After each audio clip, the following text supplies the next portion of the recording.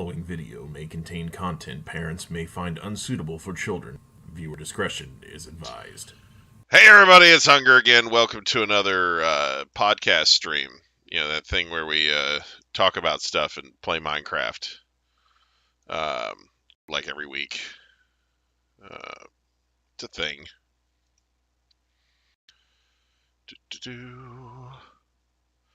Yeah, we're just casting pods around. You know, it's a thing that we do occasionally. Let's see.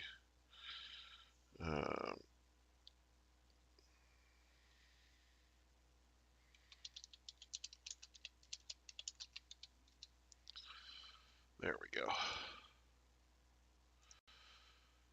Boom.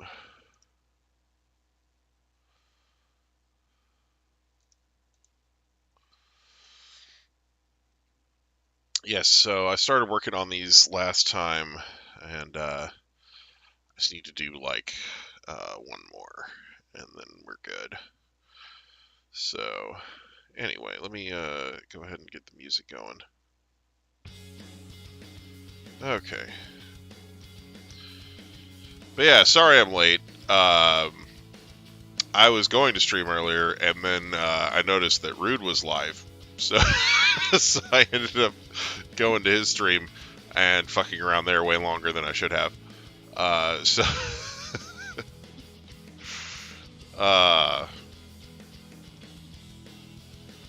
Yeah, he's he's still live. He's doing a reactions to various things. You know, it was fun.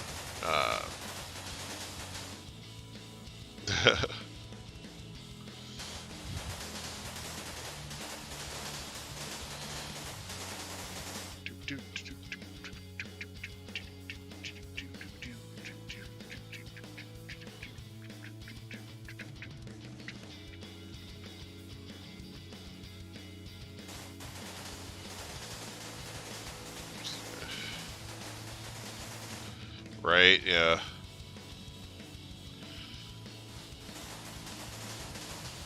Yeah, I was just just watching along, cracking jokes, supporting the chat, all that good stuff. It's good stuff.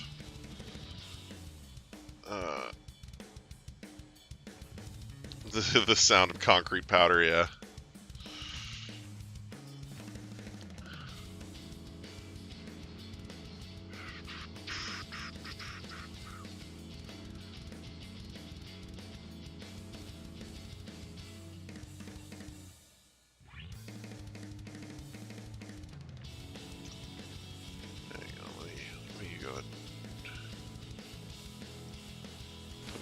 Down here. Yeah, buddy.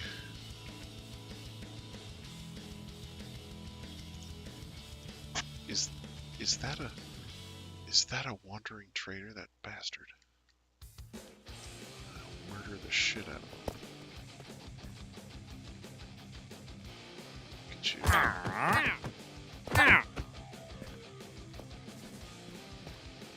How dare you?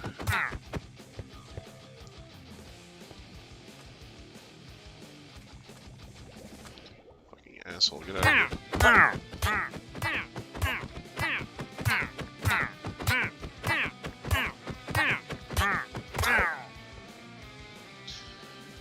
Got him.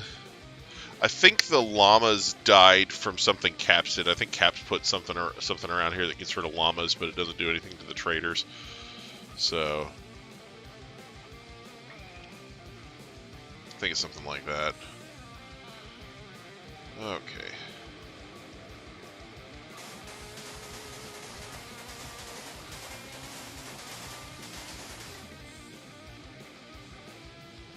Able to survive, yeah, because there's nothing else out here.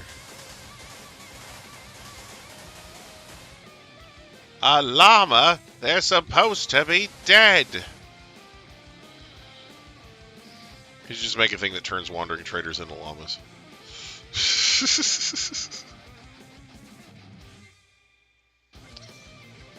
Alright, let's see.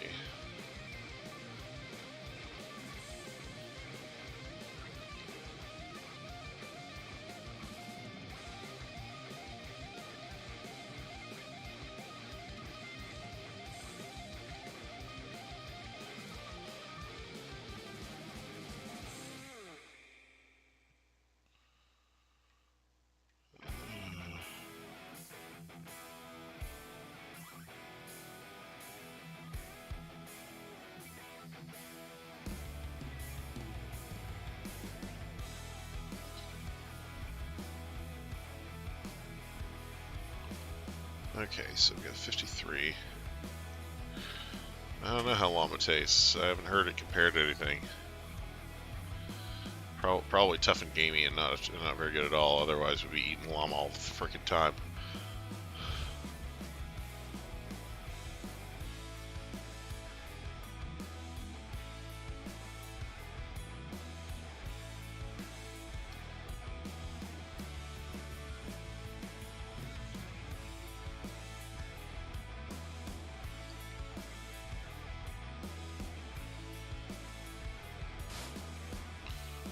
Alright, there we go.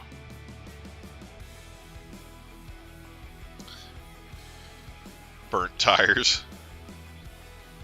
Oh, you're in the call already. Sweet. Sweet.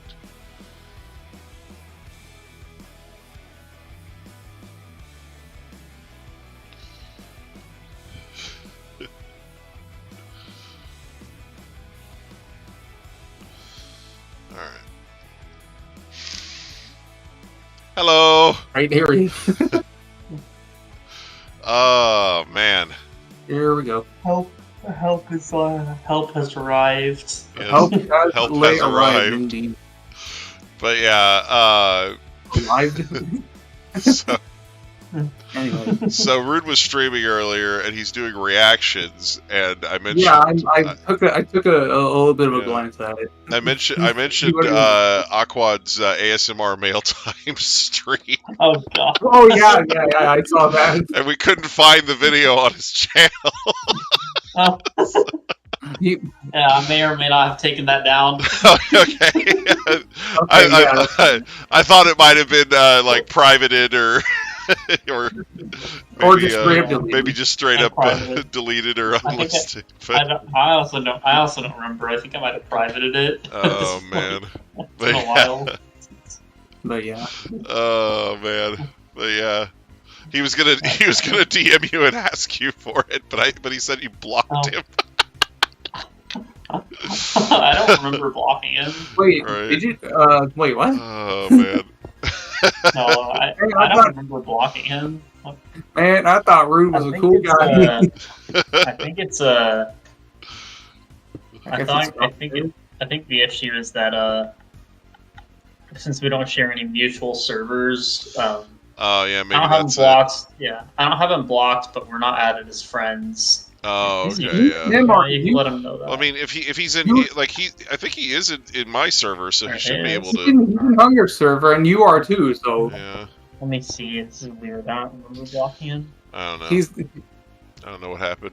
I he just, goes by he goes by Rudolph now. Yeah, I don't yeah, have him blocked.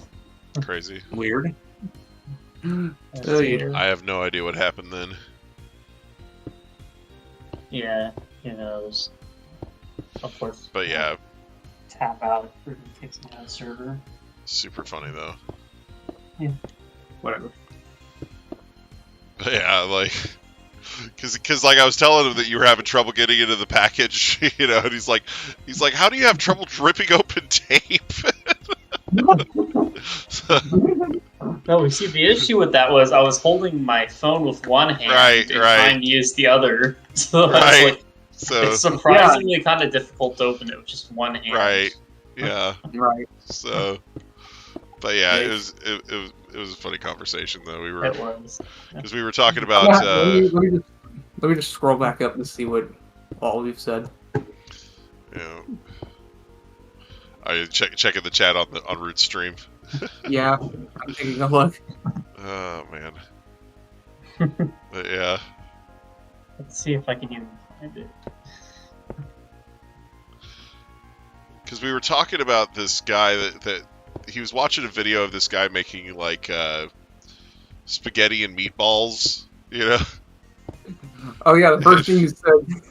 Oh my god, editing, and then at least he doesn't make ASMR and mail time videos. What's the tongue thing? Oh man. Ah man. And, he's Oh, like, yeah. and Rude's like, wait, are those a thing? He actually did a search and found some. Oh, he Like, did. yeah. So he's not the only one that's tried it. Oh, okay. But yeah. Well, I just DM'd it to him. So. Oh, you did? Oh, snap! We did. Wait. Oh man. Yeah.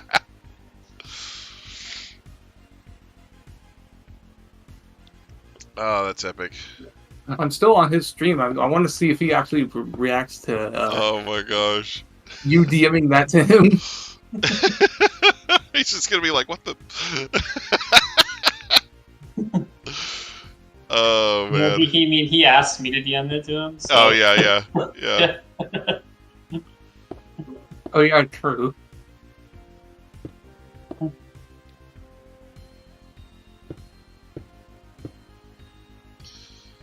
Oh man. Oh, it just says video is unavailable. Oh no. What? That's weird. Hold on. You send him the link and it's And then, private. yeah, So. he just stared, and then he just stared directly at the camera for like 5 seconds. Oh no. Okay, so let me fix that. You just switch it from private to unlisted. Unlisted, yeah.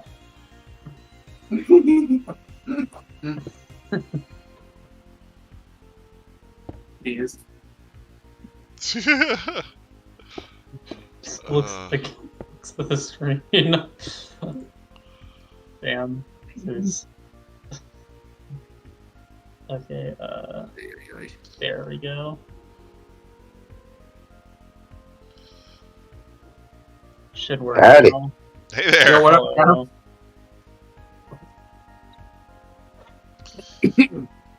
Oh man. Man, I miss this guy.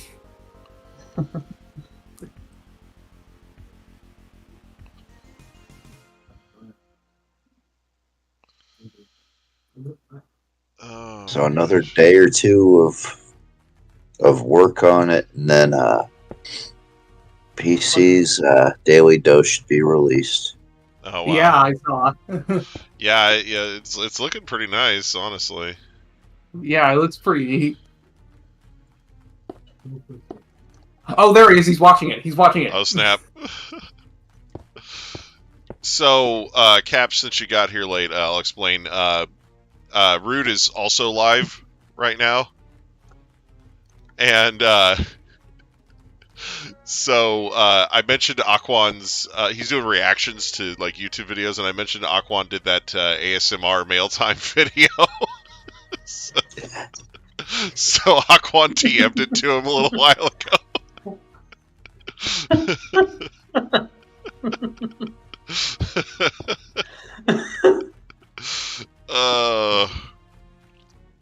God.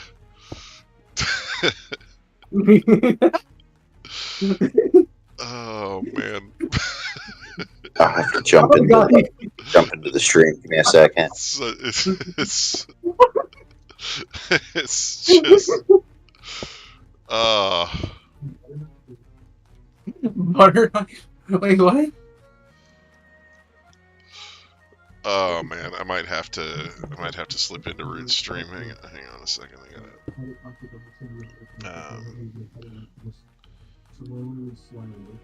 Using a butter knife and slowly slide it. Oh no. Okay.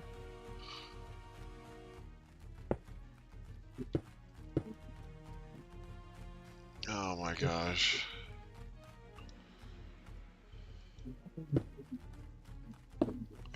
We'll do a streamception. Oh man, yeah, there's just.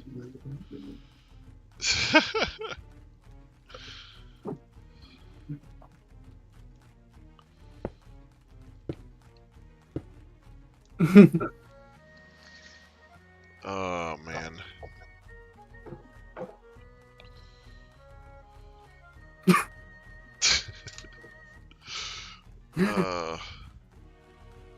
Hang on. I gotta. Oh, give me a second. Jesus Christ. I think I'm gonna. The worst break. I'm gonna bring it up and then put him on mute so that it. You won't be able to tell if he's watching the ASMR anyway. Anyway, let me mute it real quick. Inception. Right?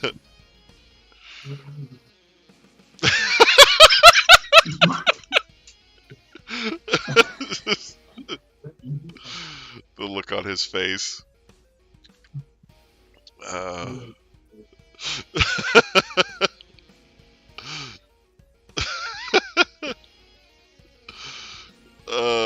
One-handed mail opening.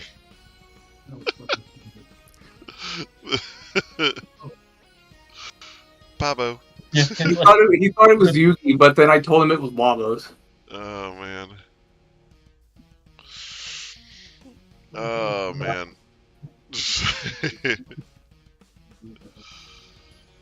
I'm gonna have to rewatch that episode later. Oh my gosh. Yeah. All right. he was like saying Yes, it. psychotic Like- pandas. I am making cat. Yeah, he's like making ASMR mail time 2020 unboxing part 2. But use a butter knife this time and Use get a a camera stand. butter knife and a camera stand. We improved this time. Ew. Make improvements.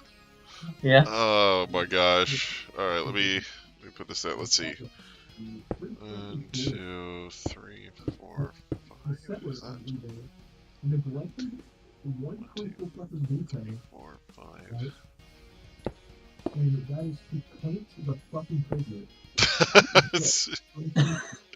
Okay. I can hear somebody's audio from the stream in the background. Sorry, that's me. Hang on. How do I turn This this? will be fun. Alright, let's see. 1, 2, 3, 4, 5.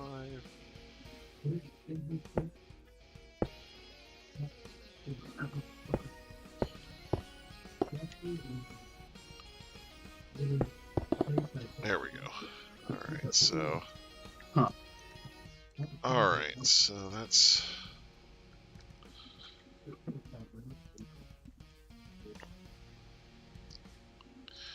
Okay, I need to pull up a picture of this for reference. Give me a second. Oh. Of course.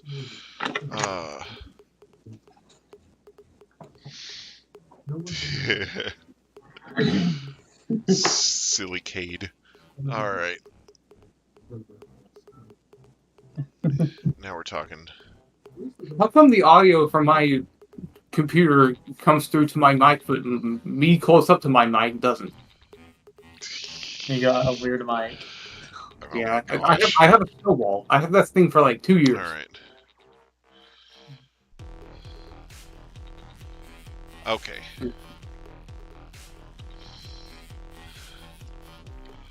Alright, let's see. We go down here, get some bread.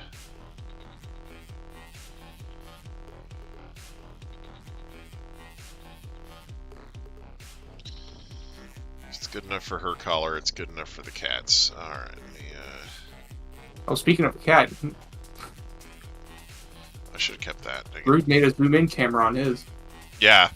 Yeah, no, he had the cat out earlier. It was pretty great. So, let me just...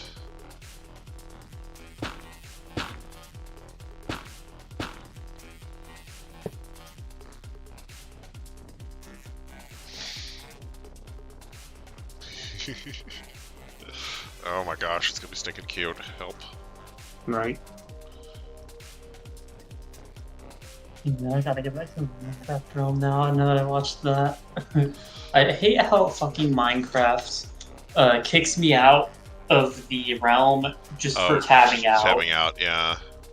It's so fucking Yeah, stupid. They still haven't fixed that shit after all these updates. Yeah. They just updated, like, what, a few days ago, I think? Yeah, I just downloaded a new update for Minecraft just now before I got on, and Yeah. it still does that shit. I have no idea where you are, by the way. This... I'm in front of the arena. Oh, of course you are. Hold up.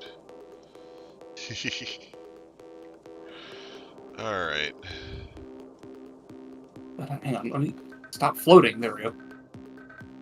Stop flirting. floating. I know what you said. It just sounded like you. I said just stop giving you a hard time. flirting. I'm just giving you a hard I time. thought this thing said creative. I was like, get on the ground, jackass.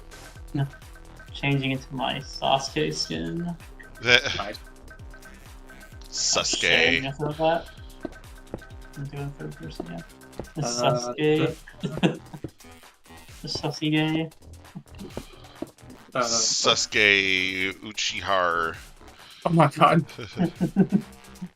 Why'd you have to say it like that? Because he's sus.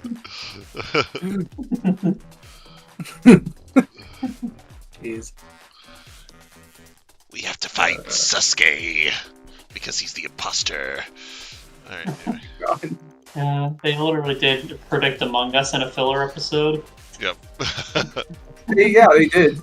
Actually. Sasuke. But yeah, that filler episode, like I said, that filler episode originally was not really worth watching, but after Among Us, it became, it's like a meme now. Yeah. Almost all the fillers are not worth watching. Almost all the fillers are nearly few completely of them unwatchable. There's a few of them that are funny, and if some of them like just only one though. One filler arc I think is all right. Yeah, there's Here's one my issue of with the the filler filler episodes where they're trying to get Kakashi's mask, or they're trying to see under Kakashi's Yeah. mask, and that's Yeah, fine. I think I remember that one. Everything That's else funny. is pretty trash. Yeah. Like Yeah. Yeah. There were some cool ideas. the Among Us that episode were was fun filler though. arcs. I'll I'll give them mad props for that. Yeah. So sadly, when I was my first time watching Naruto, the site that I was watching it on did list episodes as filler, so I knew to skip them. But the issue was, it didn't list the filler arcs as filler. So here I was watching filler arcs. Thankfully, if I ever want to rewatch it again, I can just watch Naruto Kai, which is a really excellent fan edit that just removes every single bit of filler. Yeah, it's better to watch stuff like that, or just to read the manga and know where the filler is, or just watch it with somebody who knows where the filler is, so they can skip it for you. It sucks because so the thing is, there was like the filler arcs, and I don't want to go on another rambling because I know that's what we usually do on these, but I know no one wants to hear it. So basically, just I think I just trapped myself. The issue is when they make those filler arcs, it's canon to the anime, so those characters will sometimes appear later on in episodes that are also canon to the manga. Like there's this stupid fucking like delivery fucking bird or some shit, and like Roadrunner or some shit. I don't know. It's really stupid. That appeared in a filler episode that I never saw because I skipped it. So I was wondering who the hell this character was. He shows up in the episode where Killer Bee and Naruto are training together, and they're hidden. They have to hide them. And so there's this character who's not canon at all to the manga, but he's canon to the anime, and he's a stupid character. His whole concept is dumb. It's like some shit out of a Saturday morning cartoon. And it's like I'm guessing in Naruto Kai they completely remove all scenes with him, because when I was watching Naruto Kai, I did notice there were some scenes that they cut out, which must have been filler.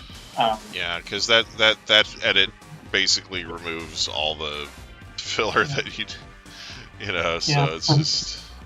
Yeah, honestly, for my next experience with Naruto, I think I'm just going to read the manga, because if I ever go back to it for nostalgia, I'm just going to read the manga. Either that, or maybe watch Naruto Kai if I don't feel like reading. Yeah, because they added too much of... They added a bunch of filler elements to canon episodes to kind of stretch the canon parts out and make them last longer, so it's a mess. It's a huge mess. Yeah. So that's one of the issues with anime at the time. And then, I mean, Naruto kept it up until like 2016 when it finally ended. The anime finally ended in 2016, I think. For the sub, at least. It ended in quotation marks because Boruto happened immediately afterwards. Because the people who were producing the TV show looked at the ending for Naruto in the manga, where it shows everybody who who had kids with who and all that stuff, and like, they're like, that doesn't look like the end of the series. That looks like the beginning of a brand new series. Ha ha ha! honestly, Rake the money in. Yeah. the only thing I can literally give Boruto as a good thing, and it's the only thing I can give it, is the animation quality is actually pretty good. Well, yeah, because But the that's because animation it's- techniques keep yeah. getting better because with progression Yeah, of but- time. So, like, when they Yeah, did that it's Road to cool, Naruto thing where they did, like, old scenes with better animation, it was fucking fire. You know? I would have loved Yeah. way much more than I know something that pissed me off actually about Naruto's anniversary, because that Road to Naruto animation was beautiful. I love that. Yeah. They even made some scenes more manga accurate. Like Right. this is a slight thing, but the part where Sasuke gets his first kill on Danzo, the Yeah. anime, they censored the shit out of that, but in the manga, his Yeah. blood just spews everywhere. I remember Yeah. that animation, they actually reanimated that to make Yeah. it accurate, which is cool. Yeah. The animation quality was beautiful. Honestly, I would love to see like an abridged. I know they're probably never going to do it because of Boruto, but like basically an official Naruto Kai that removes all the filler. Yeah. That's the manga completely. You know, Yeah. full on all the gore that was in the manga, everything. Yeah. No censorship. Yeah, they're actually And talking modern about day. doing something like that with One Piece now. wow, really? They've already announced this, but basically they're going to be doing a new One Piece anime, where they're gonna just start over from the beginning and use brand new, like modern animation techniques to animate everything, and they're just gonna start over from the beginning, and that way you won't have to have all the filler episodes in there because they've already got freaking 20 years of fucking manga content to work with. So like by the time they get caught up with the manga, it should be done. Like like that's basically the plan. Is they're gonna start doing a new anime project, and then that way people will be able to watch that instead of the super ultra filler packed current One Piece anime with its 1100 plus episodes. So it's, Yeah. yeah. I hope they do that with Naruto. 'Cause I was going to say my disappointment with the anniversary. So Naruto's 20th anniversary was supposed to be amazing because, they were releasing a new Naruto fighting game, which that one wasn't terrible, but there's one huge gripe I have with it. And so they released the final Naruto Ultimate Ninja Storm game. I believe it's probably the 5th one. Maybe technically the 6th. Ultimate Ninja Storm 20. Yeah, it's good. I think it's called Naruto Shippuden Ultimate Ninja Storm, something connections or something like that. I don't know. Anyways, what's crazy about it is it's got 130 different playable characters. Pretty much every character who's canon to the series you can play as. Any character who fights. Cool alternate costumes. I still want to get it eventually. Probably when it goes on sale. It's also on the Switch. Buys the game, picks the Ichiraku ramen shop guy. Yeah, yes. Nice. He's in the I honestly really hope he's a playable character because I haven't seen much about the game other than the bad thing about it. So it's a cool game. It's a really cool concept. The issue with it though that people have is the story mode for it. The only good part of the story mode is the part that takes place in modern day Naruto, so Boruto, and it's a completely original story, which is kind of cool, I guess. It's something that hasn't happened in the manga. No one here cares about Boruto, so basically Naruto, I don't know the whole gist of it, but I know essentially Naruto, something that corrupts Naruto. It might be something to do with alternate dimensions, I think, but Naruto turns evil. It's basically a role swap, Naruto turns evil, Sasuke has to, fight him and turn him back or something like that. God. It's some alternate universe shit. It sounds very fanfic-y. It's like that fanfic My Hero Academia comic with villain Deku. Yeah. Yeah. People are like, "Oh, Deku turned somewhat edgy recently, so we've got to make him a villain." But there was a guy who started doing this thing not long after My Hero started. I think it was before the villain arc in this show, but basically, it's a My Hero Academia fan comic, and it's actually really well drawn, and he copies the art style for the original manga very well. But basically, it's in the version of the story he's doing, like Deku becomes like a full-on supervillain, and he gets a quirk from All for One instead of All Might. Like and so it's like just like talking about like all the shit that they do after that, and like during the raid on the campsite, like they capture like a whole bunch of students and like turn half of them into fucking nomus, and like it's just gets super dark, like so yeah, that's a thing. Oh, Root just ended stream, by the way. Oh, okay. Well, I hope you had a good one. Yeah. Did you see the the Among Us episode? It's one of the episodes in Naruto Shippuden, and it's during the Great Ninja War. I'm not sure what number it is, but it's like pretty late in the series, so it's probably like 400 something. It might be in the late 300s though. Basically, the plot for the episode is Hinata, Shino, and Kiba are all in a cave, but one of them is actually a white Zetsu. And they're trying to figure out who the imposter is. And Yeah, that shit's funny. Like, because like I said, when you think about it, in terms of they're just playing Among Us, like it's pretty great. It's basically Kiba, Hinata, and Shino playing Among Us in the fucking cave. Yep, and they started their own lobby too. Rito Village. Yeah. Let's see. I'd have to look at like an episode list to figure out what the number is. But yeah, so like, it's one of the filler episodes from Shippuden during the Great Ninja War arc, and other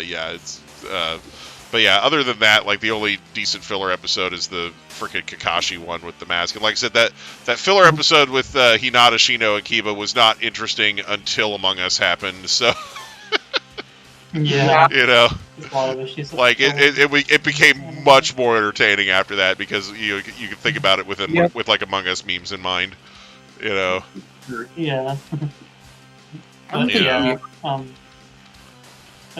the thing I was saying was, so basically there's that whole OC type of story situation, which is, it's cool, it can be a cool concept, I don't have an issue with that. The issue I have is, because basically it's set in like an alternate universe, so it's like a what-if situation, but the issue I have is the recall mode, or whatever it's called, or basically so it's an anniversary game, so they have a retelling of the entire history of Naruto's anime. But the issue with it is, so the first 4 Naruto Ultimate Ninja Storm games, I have all of them, because I have the first 3 on my Switch. I have the 4th one on PS4. I played all of them. Great games. They recaptured the anime pretty well, or the manga more so, I guess, because they don't have any filler. But the issue is, so that game, you would think it combines every single aspect of the story. You would think they'd have tons of missions where you can do a bunch of boss fights against everyone. No.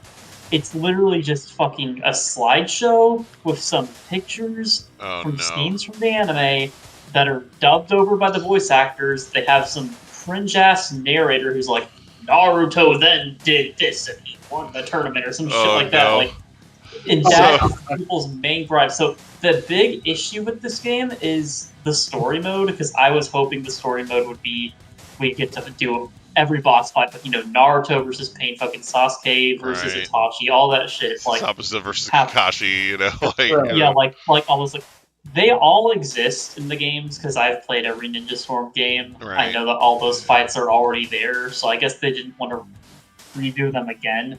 But the issue is, the very least they could have done is have us do the fights, but they didn't even do that. It's literally just a slideshow with a narrator, so you're essentially just watching a visual novel that you can't even do any interactions in. That's the big issue. Otherwise, it's a pretty cool game. If you don't mind story stuff, it's pretty cool for having all the characters. Yeah. But that's not even my ultimate gripe. My biggest gripe was, so they announced sometime last year, middle of last year, that there were going to be 4 brand new episodes. They were very vague with it, but 4 brand new Naruto episodes, not Boruto. So right. And there were people theorizing that it was going to have something to do with that Road to Naruto animation or whatever they did.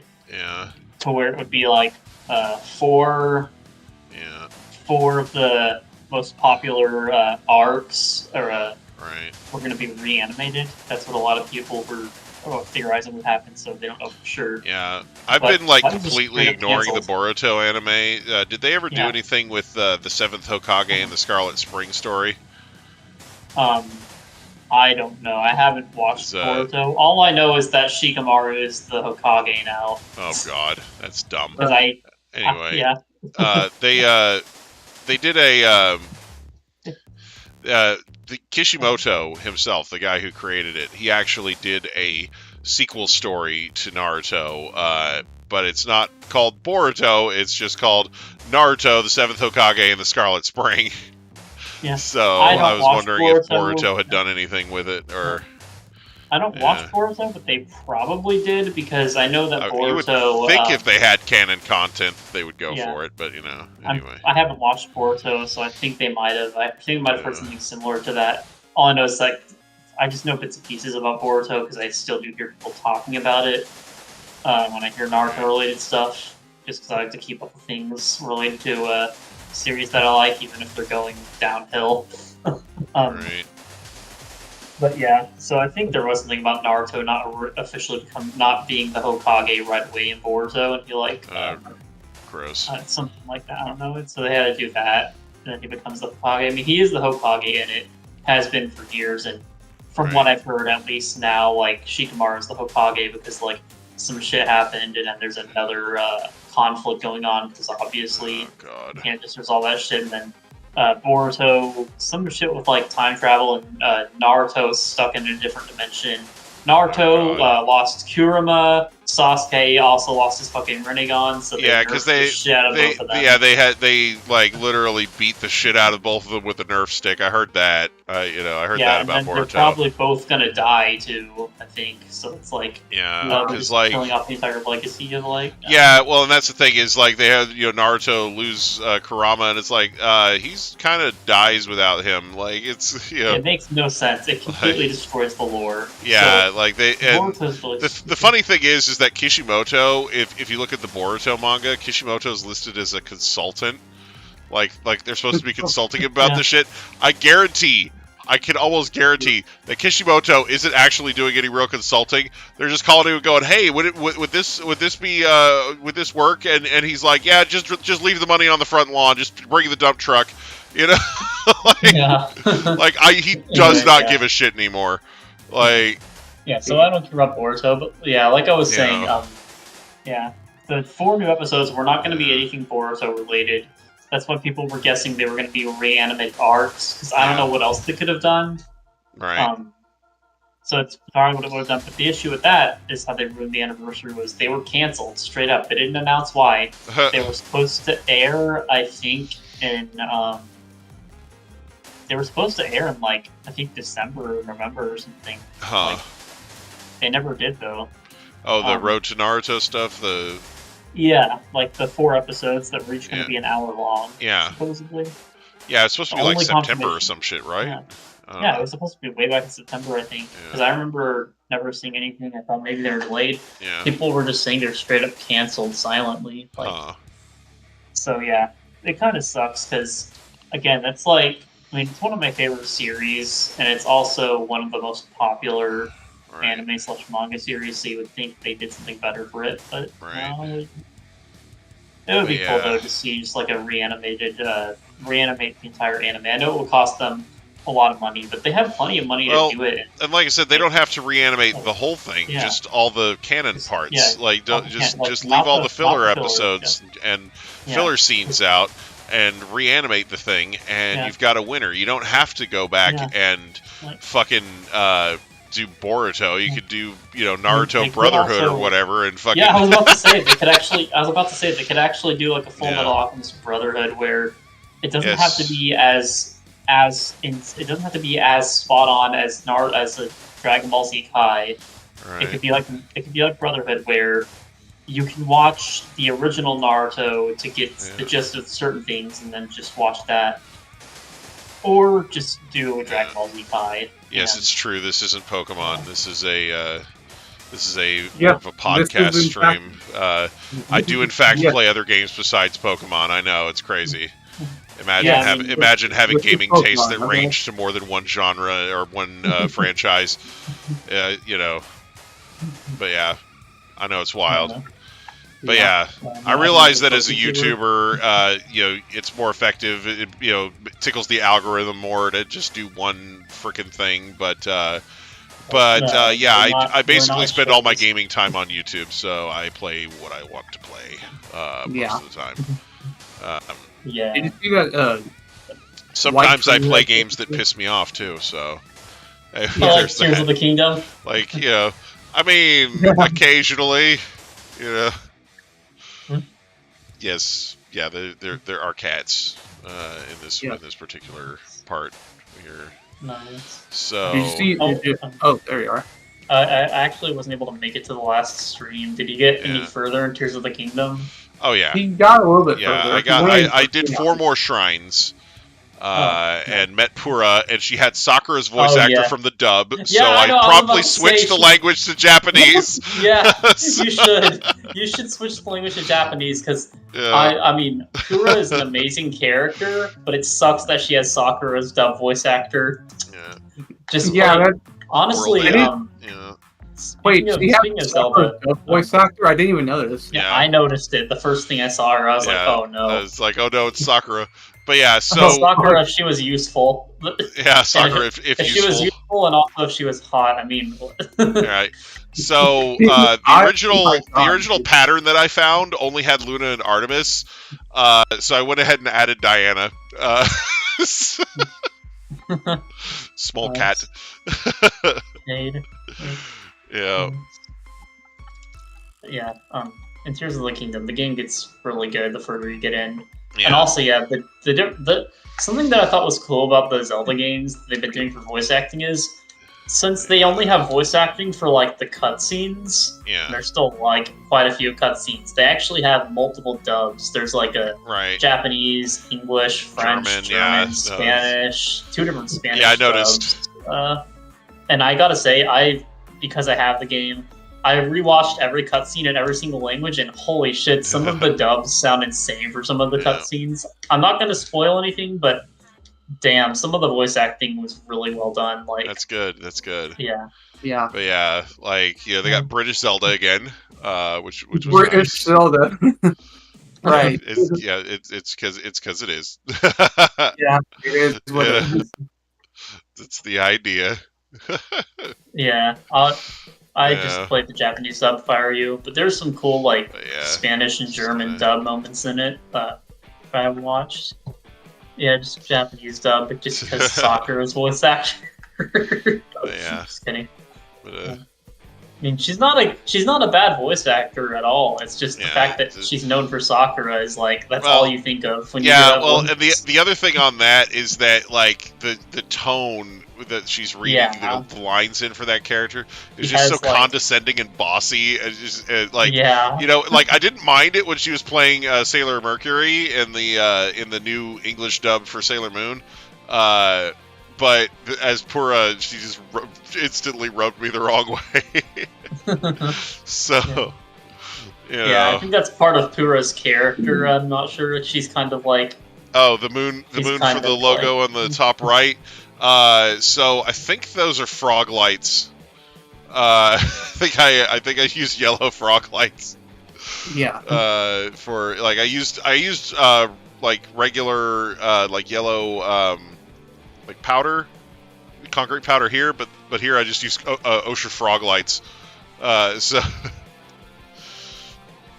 yeah. but yeah. It's funny about So yeah, that's the Japanese Sailor Moon logo.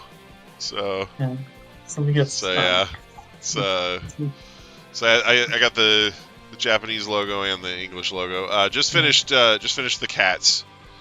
Yeah. So One something funny about Pura actually. nice.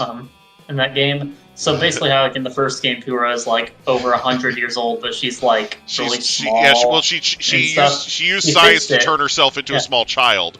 Oh, So yeah, so in the thing is the funny new about one, her, she's like back to basically being like Tsunade. a older She's older woman. It's funny because Yeah. she's voiced by Sakura, but Yeah. she's also like Tsunade. She's also more like 'cause Tsunade, yeah. Because she's over 130 years old, yet she Elastigirl. looks like she's like 18. Yeah. Yeah, she definitely looks like a kind of older teenager type Yeah, in that one. So it's funny. I kind of makes me want to play. oh Hyrule man. Warriors, Oh crap, so I can haven't see the- I haven't done the I haven't Oh, yeah, I I haven't got- filled in the bottom for this one yet. Crap. Yeah, I got Okay. Disgaea 7 Just- finally. Ah, Another nice. one. Yeah, I It's- still I've started way too many games. I have I've not got a started that massive one. backlog. So I'll Probably have a good to. thing because you have a big backlog already. Don't do what I did. I think I have like fucking 20 video games that I have yet to finish now because Yeah. of this. Right. There's Yeah. I didn't start it because I had that other NIS game. It's not really one that they made; it's one that they published. That I wanted to play because it's a shorter game. Because I know Disgaea. If I play a Disgaea game, those are all stupidly Really long. fucking So, long. so I'm like, yeah, there's no way I'm gonna play a Disgaea game and then be done with it. Like, so But it's funny because I still have to finish 5 completes Yeah. post game. I'm almost No done problem, with the Rude. post game. There's a few fucking post game things that are kicking my ass right now that I won't mention because I know you haven't finished the post game either in that one. yeah, I haven't even started Disgaea 7. So Yeah, 6 is. Oh, I was gonna say 5. I was saying 5. I haven't got. 5, I'm yeah.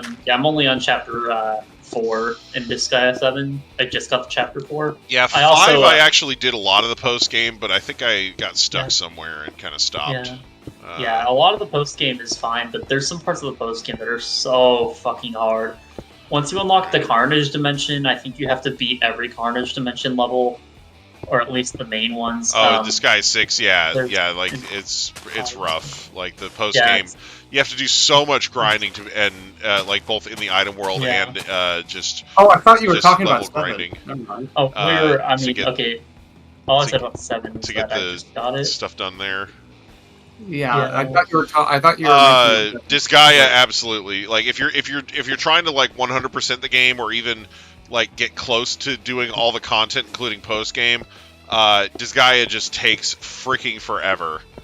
I mean, I've never yeah. played either. So The reason Yeah. why is that, it's just so. Of course, Disgaea, if people know anything about it, it's sort of like if you had Final Fantasy Tactics instead, though, you had like insane fucking like shonen like power scaling Right. and like yeah, because tons of grinding. the Disgaea, for those who haven't played anything from the Disgaea series, the level cap, even in the game where the level cap is the lowest, or the games where the level cap is lowest, it's at least 9,999.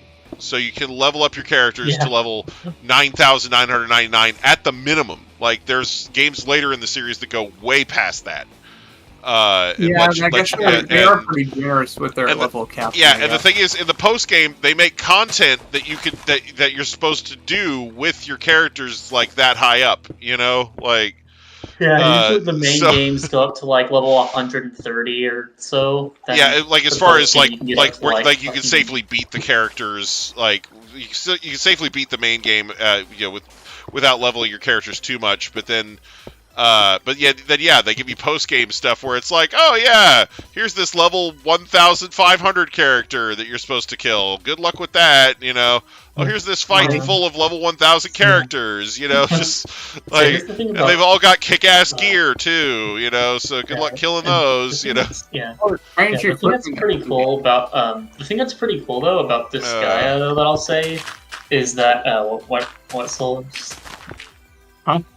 Were you saying something? No, I didn't say anything. Okay. Yeah. I was gonna say what I really like about this Gaia a lot though is the fact that it's a strategy RPG instead of a turn-based JRPG, traditional turn-based JRPG Yeah. is you can actually do some pretty ridiculous strategies where you don't even need to grind that much. Now, most people, myself included, just prefer to grind in the item world and stuff to get our items levels up and our characters levels up and get abilities and get innocence on your weapons and all that, because that's really good. But you can also, I've seen people defeat, like, for instance, I already spoiled myself on the true final boss of Disgaea 5 complete by accident, but oh well. I'm not going to say what it is, but it's a Carnage dimension, obviously. What they did was they beat the entire boss with just Killia, but the way they did it was they sent him out, and then they sent out, like, the Starseer, I think she's called, like, the best unit in the game. She's, like, the mage. She's I think she's the sage, yeah. I have a sage. She's really good at based off Hatterene. But, so the maid is also pretty good. The maid is really fucking Maids are awesome because they have a move that gives you another turn, right? Yeah. Oh yeah, the maids. There's also the they also have another unique ability that makes it where when you use items, it increases the range on those items. Yeah. So for instance, if you use like a healing item, just for example, instead of using it on only the maid, it would also use it on the surrounding units. Right. So, yeah, it creates like an AoE splash effect on all the items you're using, so it makes them more potent. So there's like, and like Usalia can boost your stats. She's one of the best stat boosters, actually.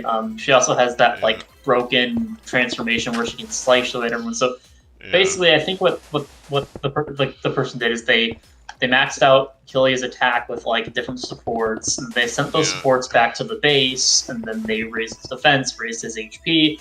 And then they sent him to just obliterate the shit out of the boss.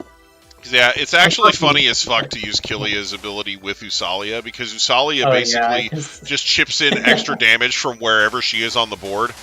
And Killia, his ability lets him attack like 3 times, so literally every time he attacks, she's just chipping in more damage. You know? Dang, the only thing I think of with Killia attacking Sorry. That's crazy though. Yeah, it's just really busted to use both of them together. Like they in tandem they're just really good. Yeah. If I had editing skills, I would get a PNG of Killia's head and edit it over Dimitri's face and the cutscene where he like obliterates the shit out of all those Imperial soldiers in that cutscene because he's just attacking multiple people in one turn. It's like, wait, no, you can't do that. What the fuck? All right. It's just kind of twisted joke. Wait a minute, did you just summon a bunch of monsters in one turn? Yeah, so. It's funnier because when Killia first awakens his true overload, he has a rage mode. So it's like he controls it eventually, but at first he goes into rage mode. So literally just seems Dimitri. Like basically hyper mode. Very fitting. Just kind of beats the crap out of everybody. He goes Ultra Instinct and just smashes everything in the face. Disgaea 5 Complete is probably the best Disgaea game. So far, I'm really enjoying 7. It's way better than 6. I'd say it's actually pretty good. I'm actually 6, liking it more than 3 as well. Yeah, 6 had some issues. I think 6 was. Hey, now I liked okay. 6's lobby music. Yeah, 6 has. And that was the one that was the one that got me to buy the series. I will not lie. 6 is good, but like I think the main weaknesses that 6 have lie in the fact that the other Disgaea games before it, each kind of built on top of what the others had done before it. So like 5, the reason 5 is so good is because it had so many different character classes, because it was able to just build on all the character classes from all the games that came before it, and then just add to it. And then 6 was the first game where they went with 3D models, so they couldn't just reuse all those assets from previous games. So it felt really light compared to, as far as the options and stuff that you had compared to the last game before it, because of that. But so if you guess what? Yeah. But I'm not saying that makes it a bad game. I'm just saying that I can see why a lot of people like 5 better. You know, 5 was insane. Yeah, I understand. I just like 6. I just it was the lobby music that sold that game for me. Yeah. I love the lobby music.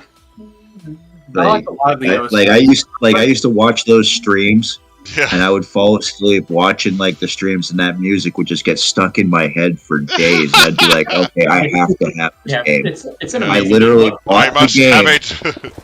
Like I literally bought the game because of the lobby music. What's Right. funny about 6 is, even though 6 is slowly but surely going down on my list of favorites after I've played like almost every Disgaea game now, at least for a bit, because, Right. you know, me being stupid and starting so many games and not finishing them. Right.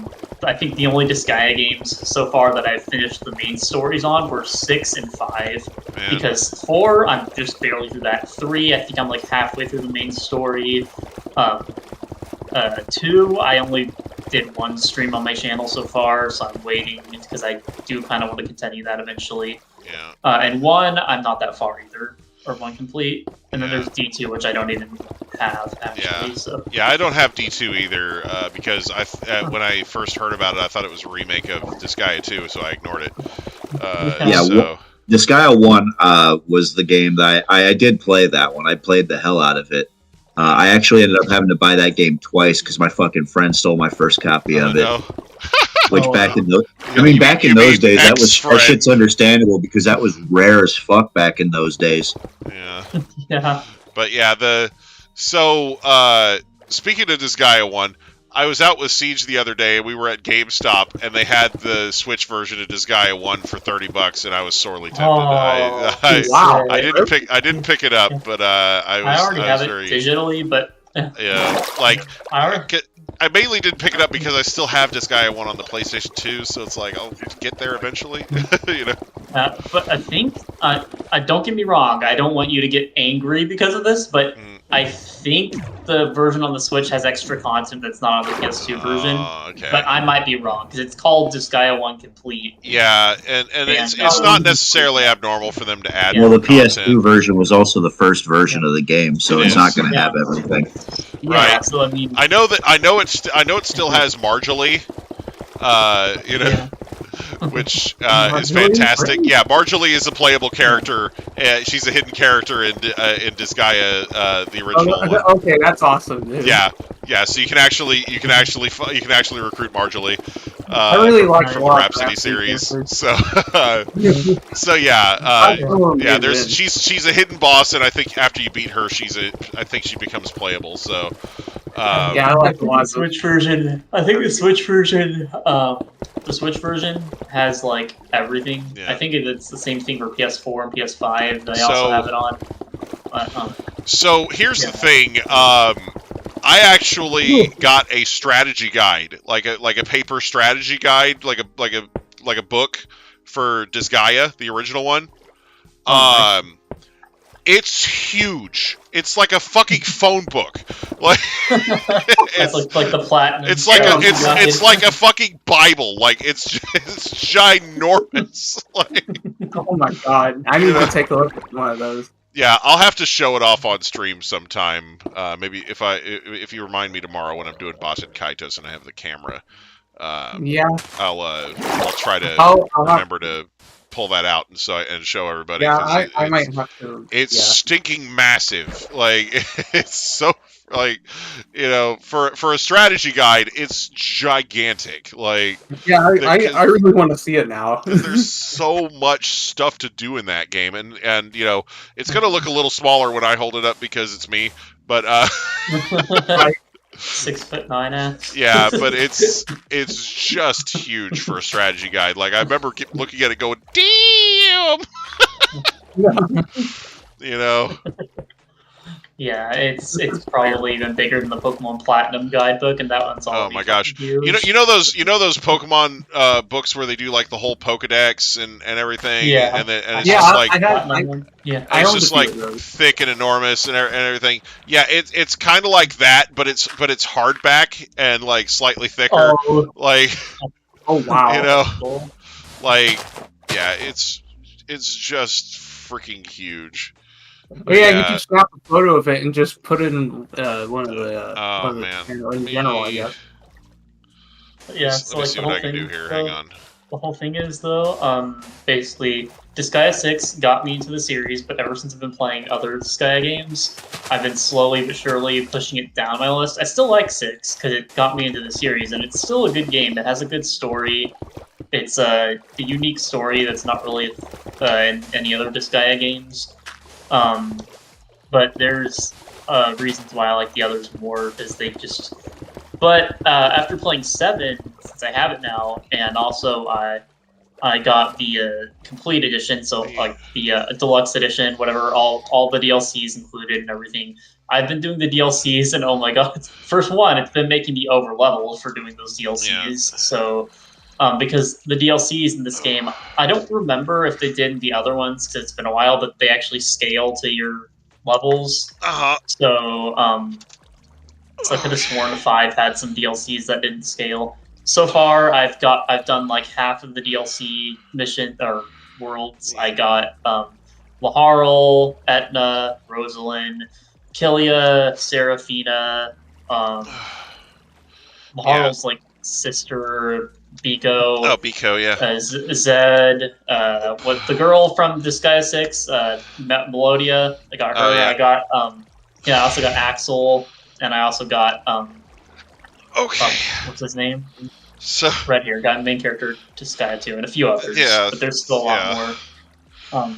Adele, I think is his name. Adele, yeah. Okay, let me see here. So I'm just gonna Oh, and now. give me a second. I'll be right back. Okay. Or like Edward Elric if he was a scientist. Right.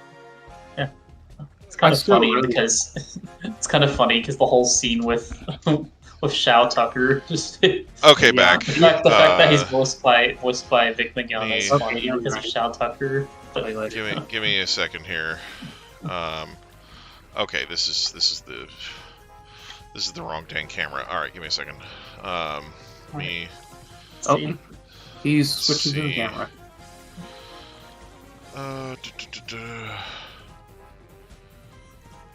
Yeah, you were talking about the maids earlier. I was fixing to say I really, really like the zombie maids. I actually Me used too. it as my profile picture for a while. Yeah, I think. remember that was nice. Okay, so yeah, Oh yeah, I need to update the game. there we go. All right. So yeah, just real quick. Face cam. So this is the Disgaea strategy guide. Okay, let's see when the screen catches up. It's, Oh, holy shit! Wow, it's literally- it's bigger than my head. It's like, but yeah, it's got a lot of very aesthetic strategy great. guide. It's full color art, and it's got The like Disgaea phone book.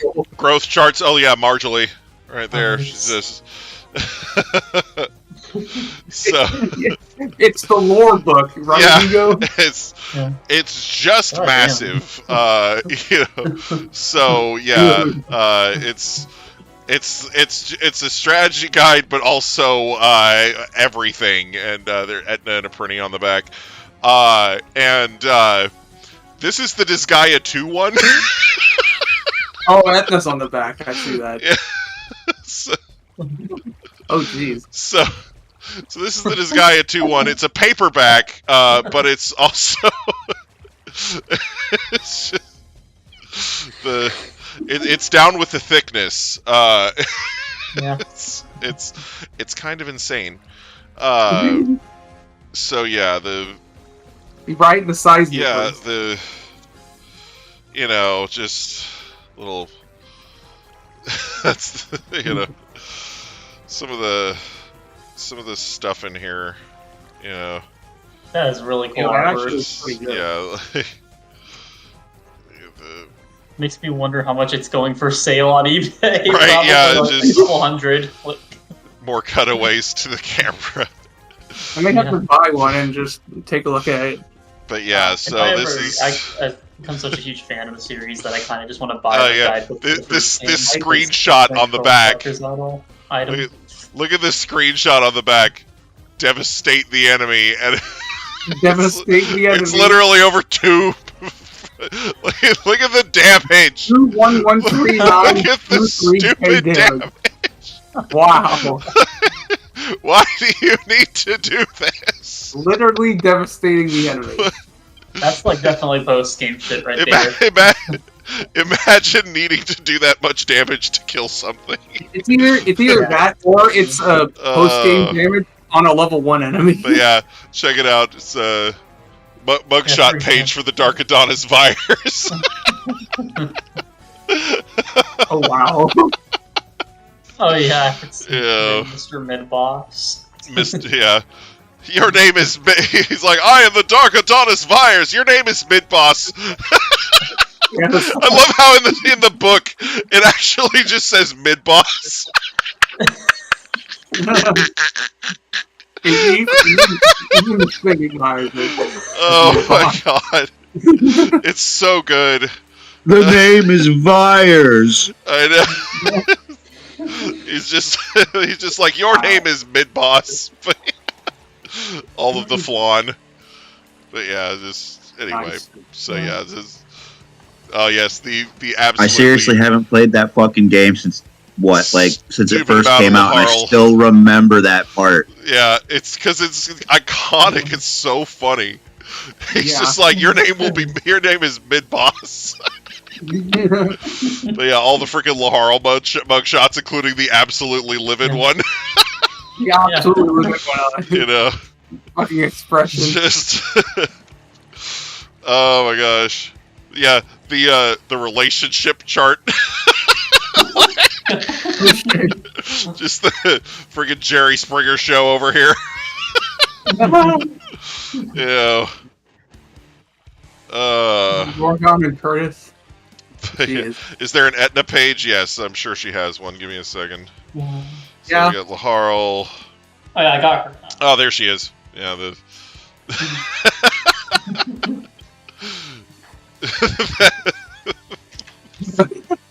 freaking Etna. But yeah. Series. It's funny. It's honestly, Disgaea is one of those series that I wish I played many years ago, and I only really found out about it because of your channel. Oh yeah. The thing is that this is a series I would have loved to grow up with. Because the thing is, I could have sworn one of my cousins was playing, I think, Disgaea 2 on PS2 way back in the day, like 2008 or something. I was like visiting some of my cousins. I think I saw him playing something. It might have also been one of their other games, but it had a similar art style from what I remember. He did seem like a guy who would like Disgaea. So. Yeah. But yeah. So anyways, you guys are encouraging me to want to play one of the demos now. Yeah, it's just. Are there still any demos left on the? Yeah, the demos they are did always one for available. Disgaea 7, right? Yeah. Yeah, there's demo. Yeah. You can still get the demo for 5. You can still get the demo for 6. You can still get the demo for 1, for 7. There's a demo for every. The demo for 1 is probably like solid fucking gold. Honestly, that shit's amazing. I'm gonna get the demo for 5. You watch. Yeah. Yeah, because just like the zombie maze again. Disgaea 1 was so freaking goated. Like, it had so much going for it. Yeah. The characters were so good. 5. Yeah. Yeah, they're really. I can't wait to play 1. I have so many games I need to beat now. I think after I think I'm just gonna play through 7 now. Once I beat the main story, I'm gonna wait for the post game. Maybe just do the post game on and off, and then I might just beat some of my other backlog teams that are not Disgaea.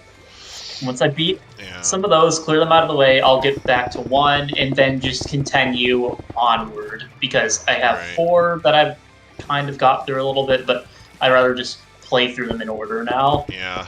But yeah, I mean, if you have the chance to play through them in order, that's the way to do it, because then when they do cameos later, you get the you get the full context behind the character and everything. So so it's like definitely with 4, because I know 4's DLC gets pretty crazy from what I've heard. Yeah, like 4 complete plus. But yeah, so 7. I was about to say the thing you mentioned earlier with the lack of characters in 6.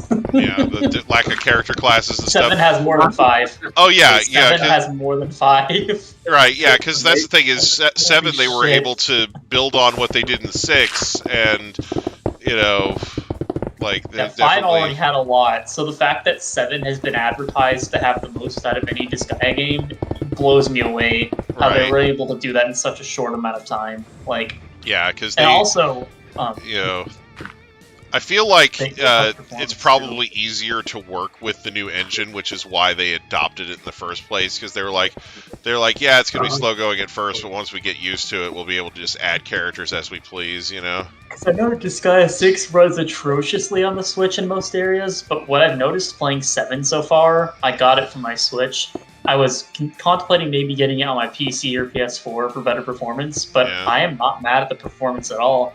In fact, the Switch version, even on the highest graphics settings, runs way better than 6 does at the Yeah. highest graphics. So not only does it look better visually, but they managed to optimize it better for the Yeah. Switch and just in general. So That's awesome. you'll have a fine time playing it. There's one level I was on so far that I got a little bit of frame drops, but it wasn't insane, and that's only because there was so much going on, and there were like Right. two giant characters that were fighting each other. Oh, kaiju battle. Oh, the jumbification is fun.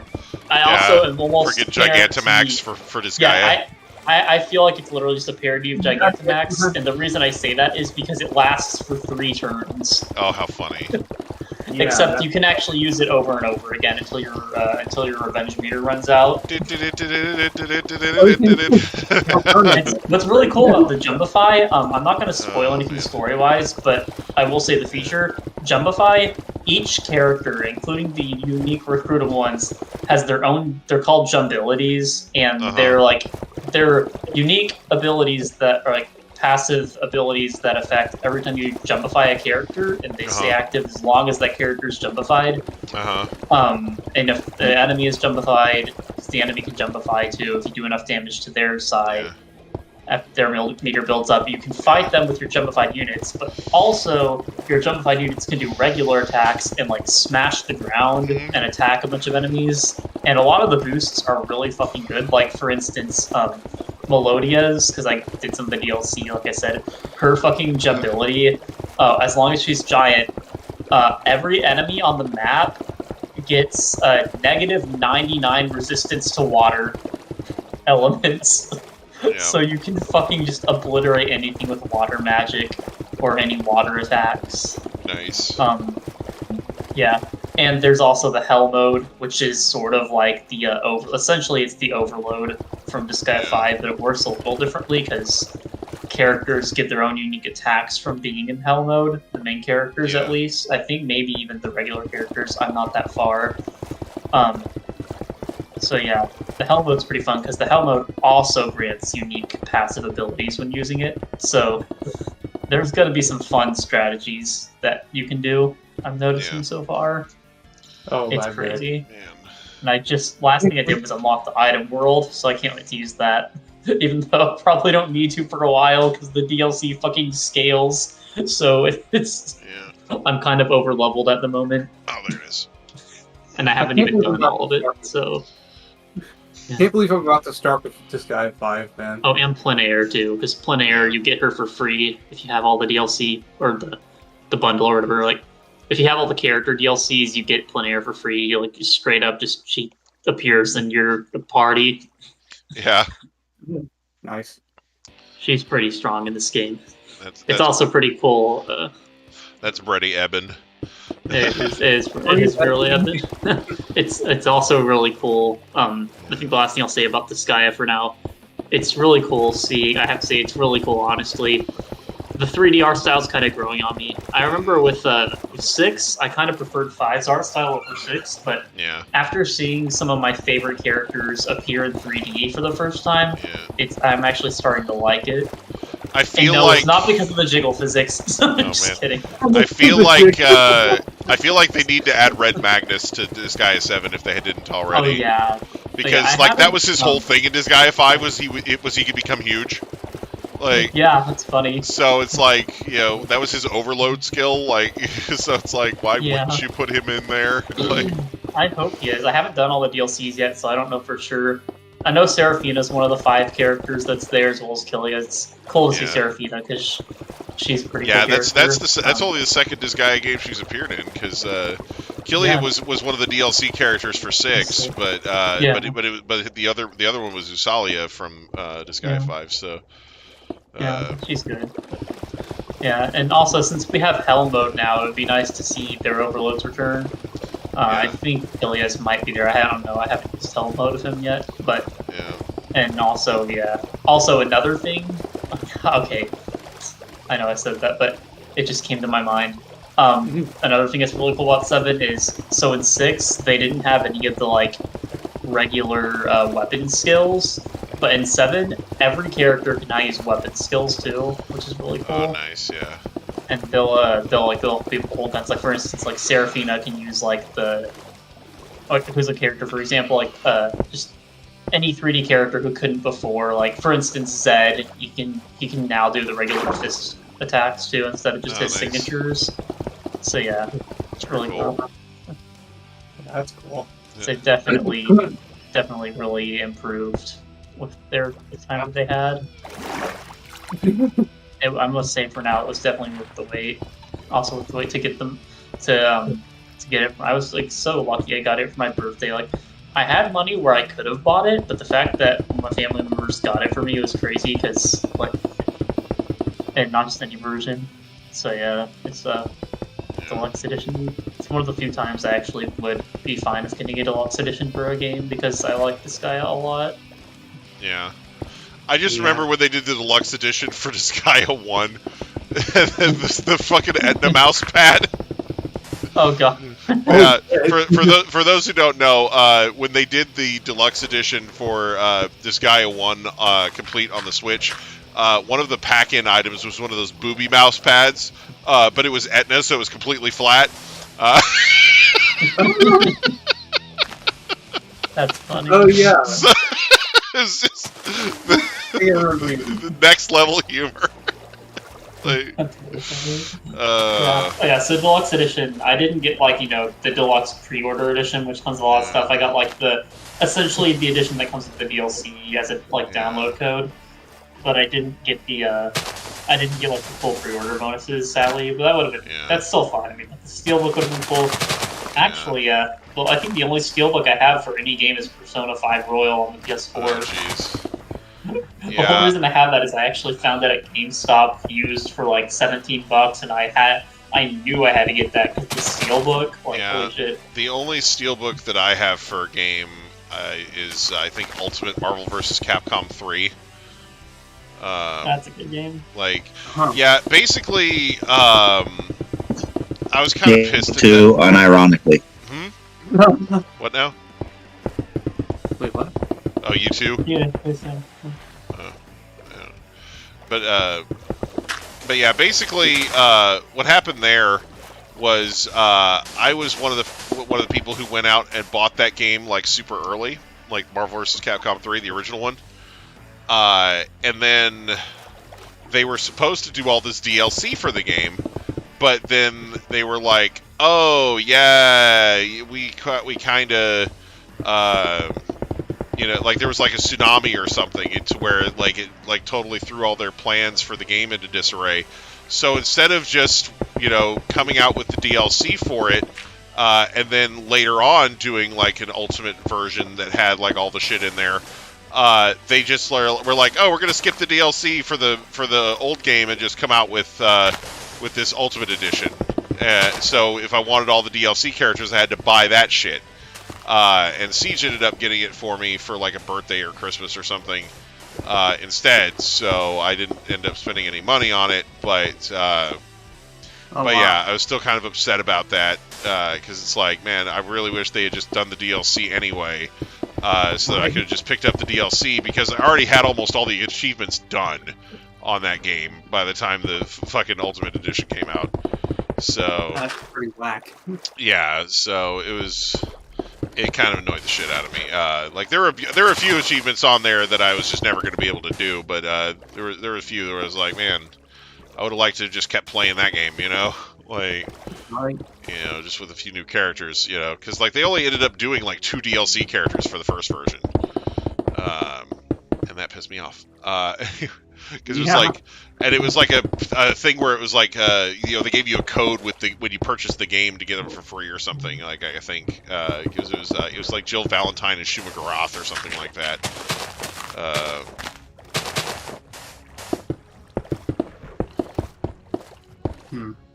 But yeah, just Still pretty shitty. yeah, it was kind of shitty. So anyway, but yeah, so for various reasons, you know, like I said, you know, it's not that, like you said, it's not that I think that the Ultimate Edition's a bad game. Far from it. It's definitely the best version of the game. It's just that I was salty because I bought the first version, and then they made this other game where it's like, oh, you don't need that. This is completely useless now. And Capcom, and I should have known better because Capcom did that a lot with a lot of their fighting games. They would put out a game and then they'd be like, oh, here's this absolutely better game a year later, you know. Yeah. You know, you don't even need to play that old game anymore because this one just does everything that one does, but has like 16 more characters.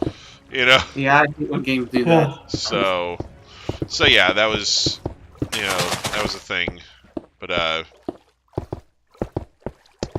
yeah, like I said, you know, I get that there was a tsunami and everything, and they were trying to make it up to the fans by doing that. But like I said, for me, it just pissed me off. Like I wish they had just gone ahead and done the DLC for the people who didn't want to fork over the money for a new game, because I would have rather spent the money on DLC characters for the old game. Like they, you know, if like what they should have done is just allowed people to buy the DLC characters for the original game like at a discount.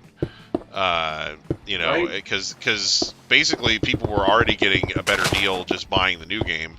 So it's like they punish the people who bought the game early, you know. Yeah, which I thought kind of sucked. Yeah. That's pretty shitty then. Yeah. Man. So yeah, I just think it was mishandled. That's all. Right. Yeah. Completely understandable. But like I said, it's a fun game. You know. Yeah, it is. It sounds like a fun game indeed. It's just. I'd be itching to try it out. Speaking of fun games that Capcom did you guys hear about the Capcom survey poll thing that they were doing? No, actually.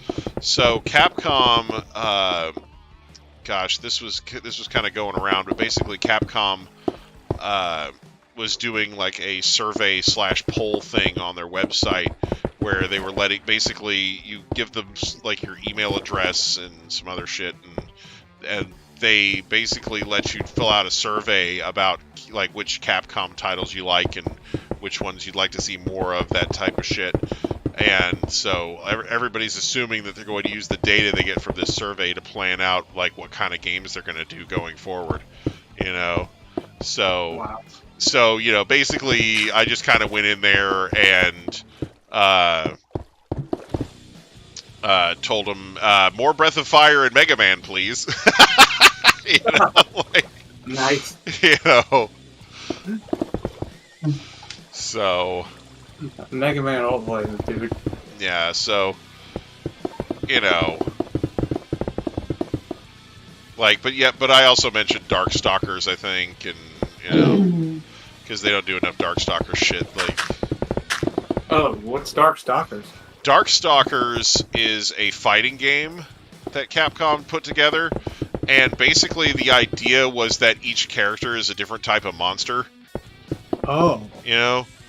So, in the first game, you had Dimitri the Vampire, Morrigan the Succubus, Victor the Frankenstein, you know, you had... The werewolf dude. Yeah, John Talbane, who's a werewolf. You had Lord Raptor, who's a zombie. You had Rikuo, who's a merman. Let's see. I remember by the second one they added Queen Bee and a few others. Yeah, well, there was a... Let's see. Also in the first one, they had a character... They had Bishamonten, who's a samurai ghost. And then... Or Bishamon... anyway, and then they also had Umaro, or is Umaro? They had a Yeti character, like, so they had a Yeti / Bigfoot type character, I can't remember the freaking name, but anyway,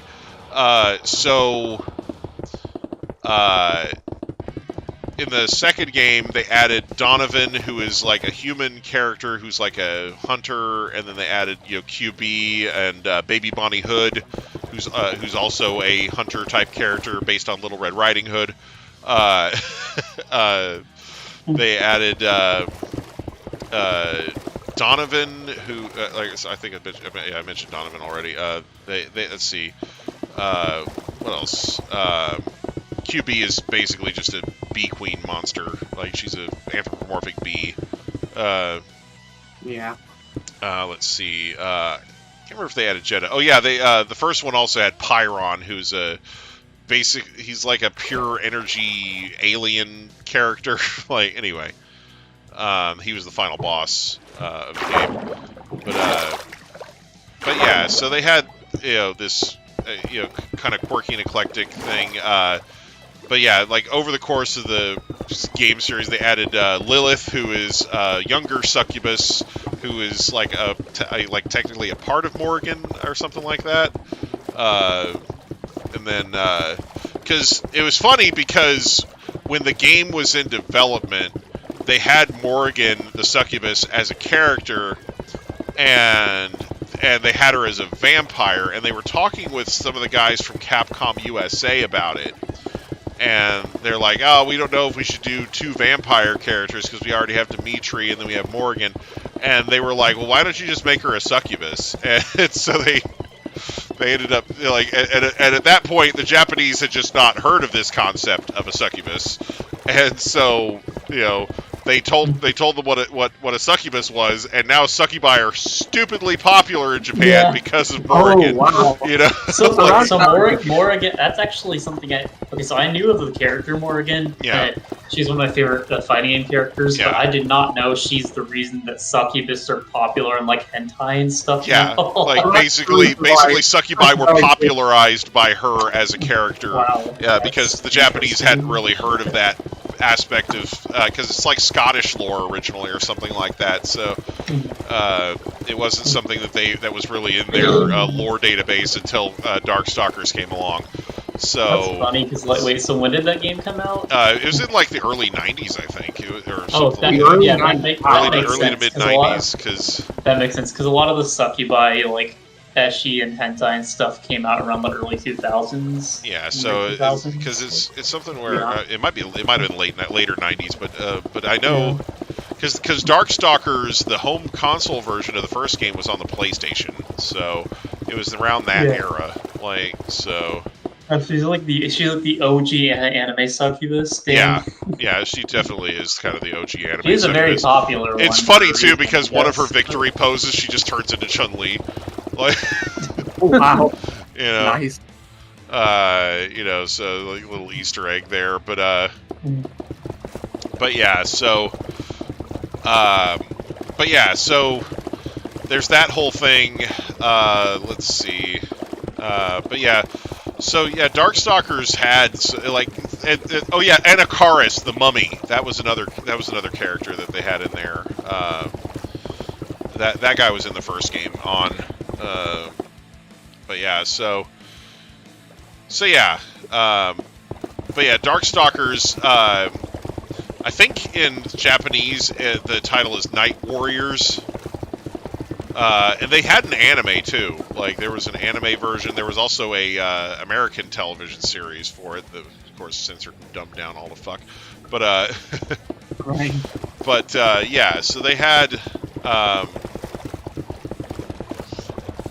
like animated series and stuff for it. So it was pretty popular for a while there. I remember the first time I heard or saw it was in the arcade, like as intended, and it was amazing, like basically Morrigan is like the beginner character in the game, like the one that new players should try to play with, because like her moves are all like Ryu's basically, like her like say like it's the same shit that Ryu does basically.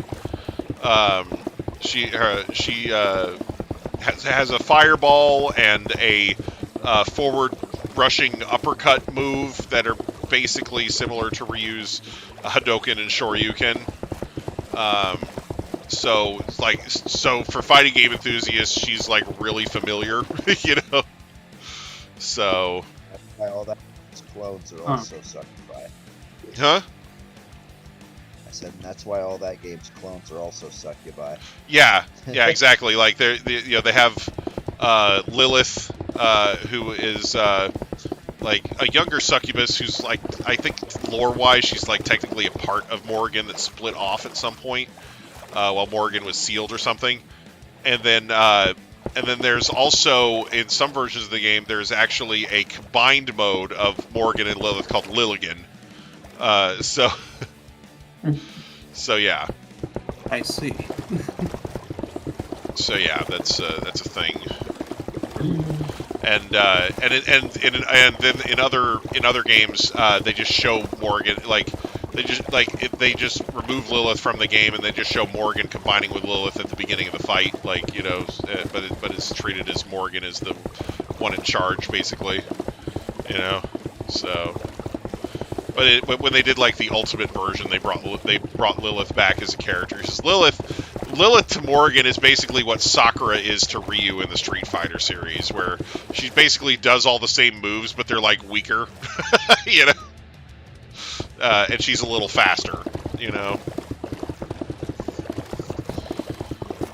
But yeah, because Lilith is like smaller and more agile than Morrigan is, so, you know.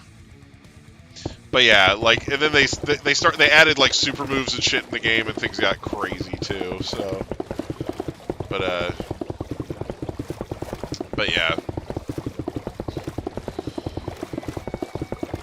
yeah, you know, Anakaris is basically the Dalsim of their game. Like, it's the mummy character. He's got all these moves that like stretches limbs out and shit. You know, like one of the hallmarks of the Darkstalker series is how the characters' bodies sort of transform as they attack. Because there's a lot of characters that have like basically there's a lot of moves that like where the character kind of deforms their body as they move. You know, so they really played up the monstrous aspects of the characters for that game series.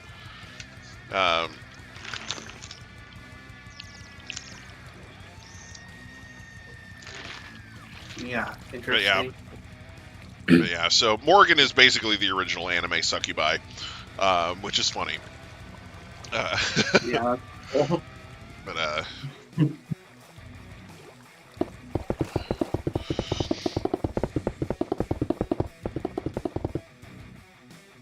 But yeah, so.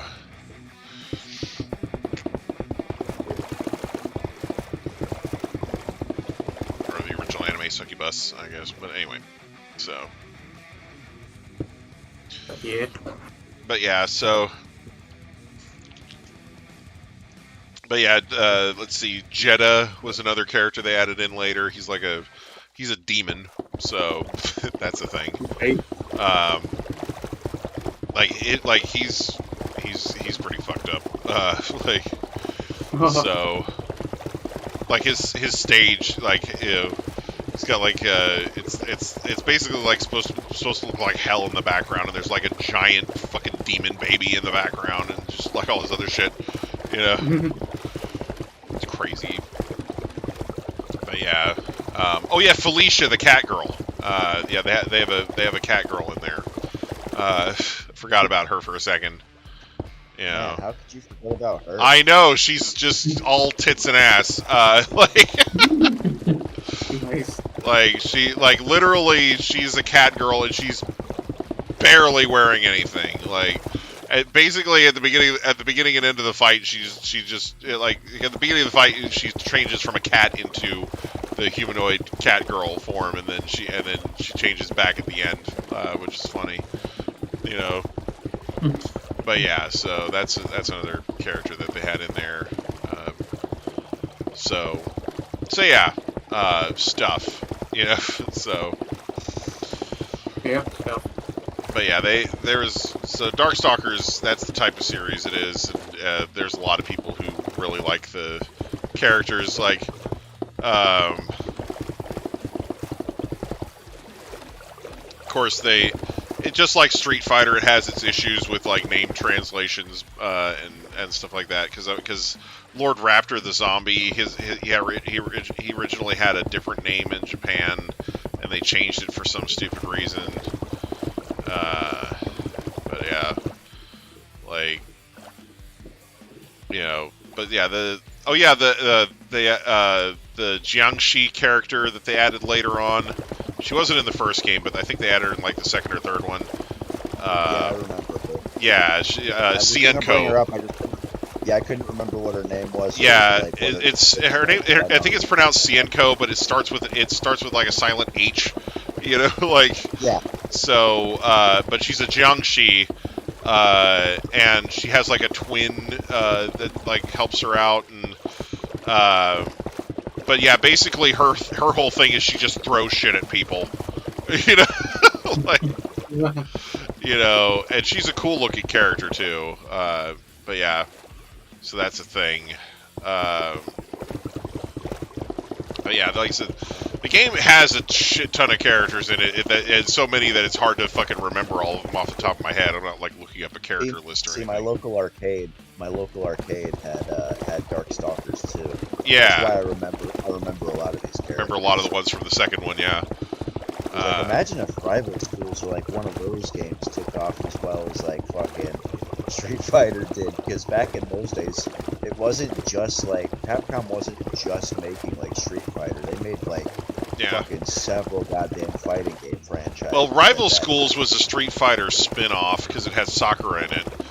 Well, yeah, but it was its own. It was its own thing because it had its own line of characters and stuff like that. But yeah, and its own combat system and everything. So I actually still have that shit. Anyway, but yeah, it's I miss those fighting games. It's a shame Capcom isn't really isn't gonna bother bringing those back. Yeah, it seems like Capcom is just like, people are done with other fighting games. Let's just do Street Fighter, and it's like, it's like, Darkstalkers though, you know. Darkstalkers was fun. Like, yeah, it was like weird fan service. Yeah, well, like, yeah, because like I said, you had like Felicia and Cienko. It's like, because basically they have all these sexy girls, but it's like, okay, but yeah, but like that one's an animal, that one's dead, and that one will kill you, you know, like, you know, like, see, but the thing was that I liked about Darkstalkers was that like back in those days, like I didn't know what a lot of those inspirations were. Yeah. And so, like, Darkstalkers was the one that taught me a lot of that shit. Right, yeah. Yeah, well, and like I said, like, Morgan is literally what popularized succubi throughout Japanese culture. Because before that game, that was something completely alien to the Japanese public. So. Yeah, but Cienko's designs, like, that one stuck out to me because I've never heard of that type of yeah. Basically, it was the same. Yeah, that Cienko was kind of the same thing for Western culture. A lot of people learned what a Jiangxi was because of that. Because a lot of people hadn't heard of that outside of like Japan and China. So, you know. Yeah. So I mean that's why I kind of like that series. Like, yeah. I'm always gonna remember Darkstalkers and the I don't remember how many episodes it was, but it wasn't many anime. Yeah. Yeah, no, they definitely had an anime. Street Fighter has had a bunch of anime, but I think the one that always sticks out the most to me is the movie.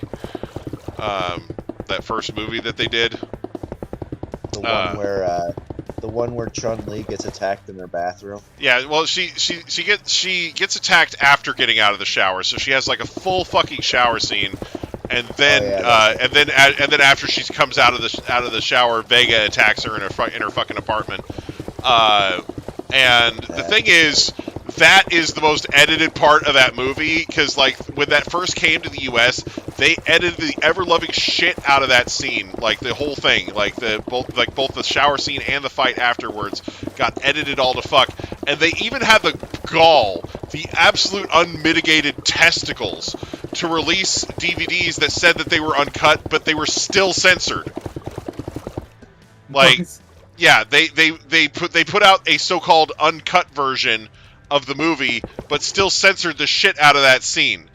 You know, so I finally got, like, they finally released one definitive, like, absolutely uncut version of it after fucking years, and I ended up getting that version. So. See, but that came out back in the days when I was an actual like anime fan. Yeah, that was in the fucking 90s when anime was really first picking up steam over here. Yeah. Meanwhile, Mario RPG has Princess Peach's underwear. Yeah. But no, I actually Princess Peach in Japanese. Like, but yeah, like what was it? I've seen that one. I've seen the Tekken movie or the Tekken animated movie. Yeah. A lot of fighting game movies. Well, it's funny because a lot of fighting games kind of copied Street Fighter. And so when Street Fighter did a movie, a lot of them went, well, we could do that too, you know. So yeah, you had movies for Fatal Fury and Tekken and Battle Arena Toshinden and you know, like the Battle Arena Toshinden movie. That shit was peak. Oh my gosh. That was one of the best fighting game movies ever. They completely fucked over Ellis, but other than that, they did a pretty good job. And Sophia got a shower scene, so hey, you know, because of course they're copying the shit out of Street Fighter. Remember the Tekken and the Tekken movie? It was like, yeah. But yeah, in the Fatal Fury movie, rather than have like a full on like the VHS for But yeah, so Fatal Fury did oh, go ahead. Sorry. I keep thinking you're done, but the thing is just keeps cutting out. So yeah. But yeah. But yeah.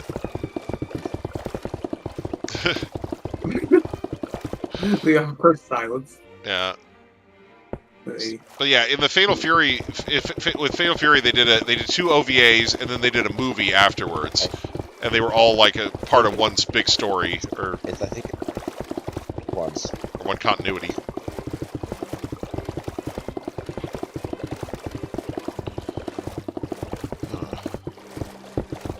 Hey, your mic is blinking. Mine is?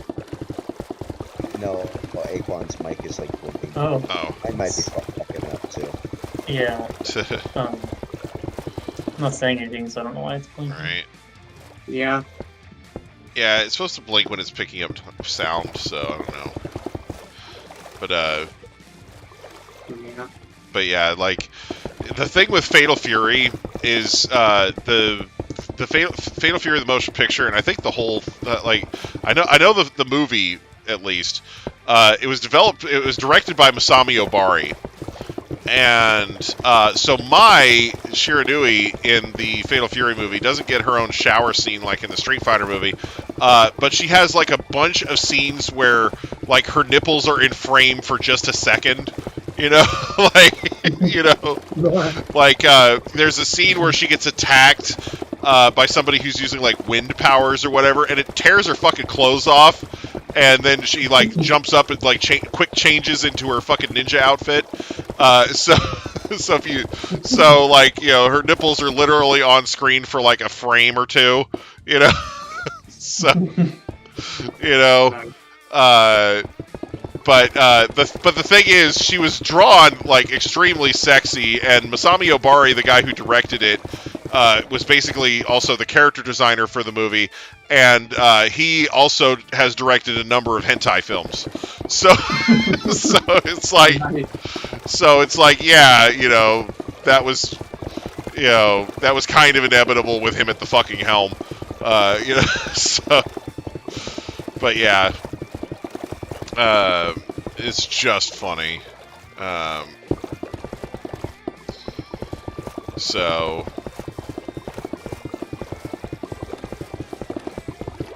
yeah, the Fatal Fury though, that shit was good. Like, it's, to me, it's like, Fatal Fury and Street Fighter both had amazing fucking movies, and then Ballerina Toshinden was good too. Like Samurai Showdown had a fucking movie. Fucking,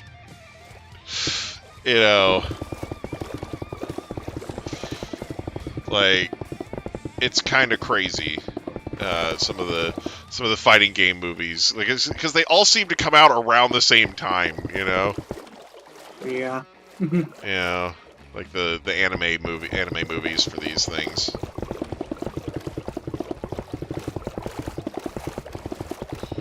And I've probably seen them all. Yeah. There's a lot of the Ballerina Toshinden movie. That shit was cool, because basically, they incorporated some characters from the sequel into it, and the plot was that they were there was like some villain organization that was like gathering data on everybody's moves and shit, and then and using it to create like the ultimate fighting machine,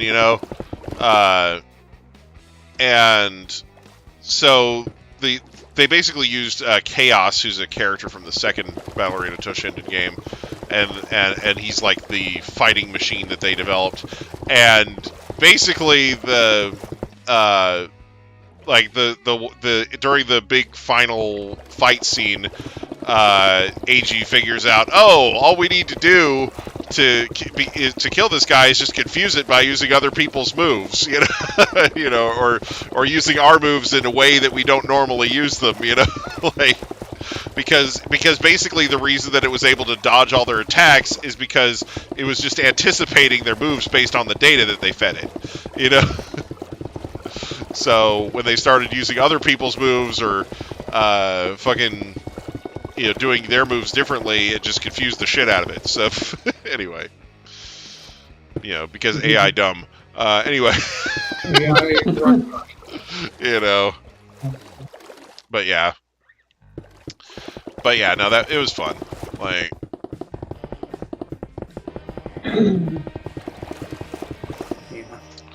but yeah, I have a real soft spot for Ballerina Toshinden as a video game series.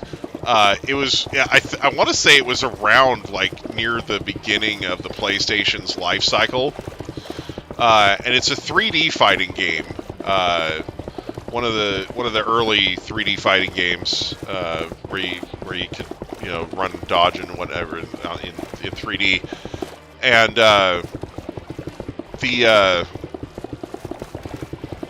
one of the interesting things about it is the disc for it was set up in tracks, like a music CD. So if you put the game disc in a CD player and then skip the first track, which is where all the game's data was, you could just listen to the rest of the soundtrack like it was a fucking music CD.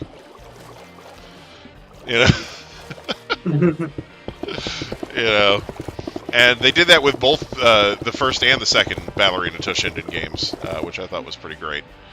Thousand Arms did that with its with the opening and ending soundtrack. Yeah. There were a few video games that had that kind of functionality where the soundtrack was like, it was set up it was set up to do that with like as a CD.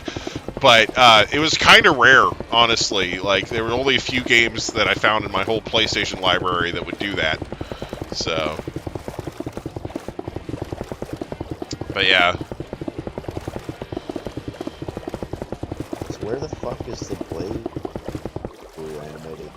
Oh, BlazBlue. Yeah, BlazBlue was kind of a later fighting game, so that's probably why it didn't get a movie around the same time everybody else did.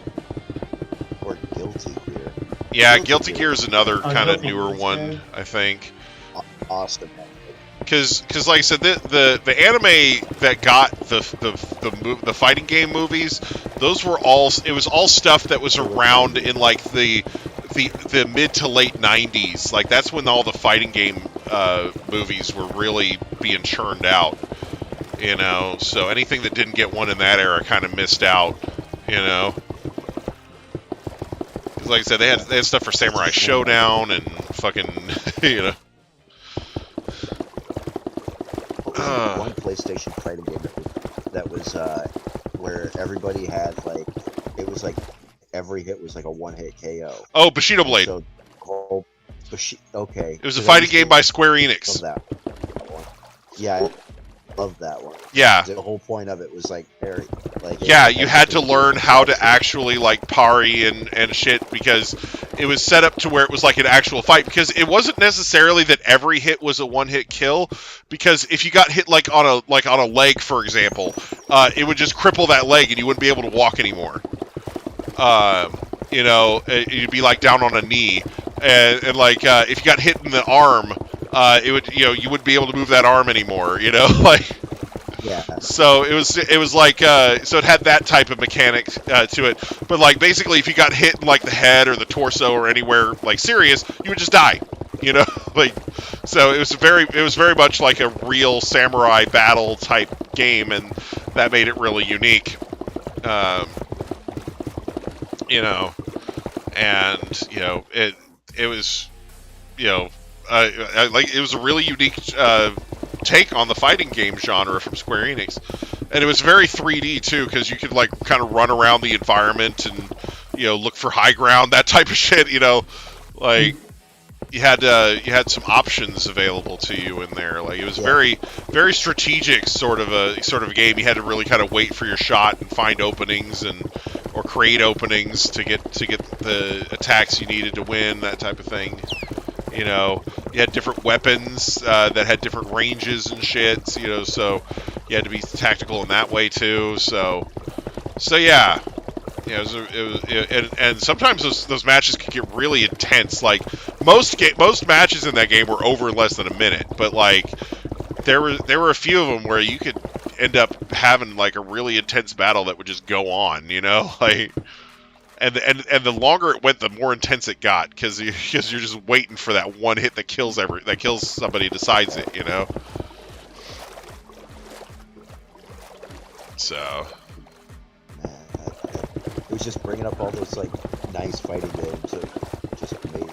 Yeah, well, like fucking nostalgic. There was a fighting game that D&D put together, called Iron and Blood.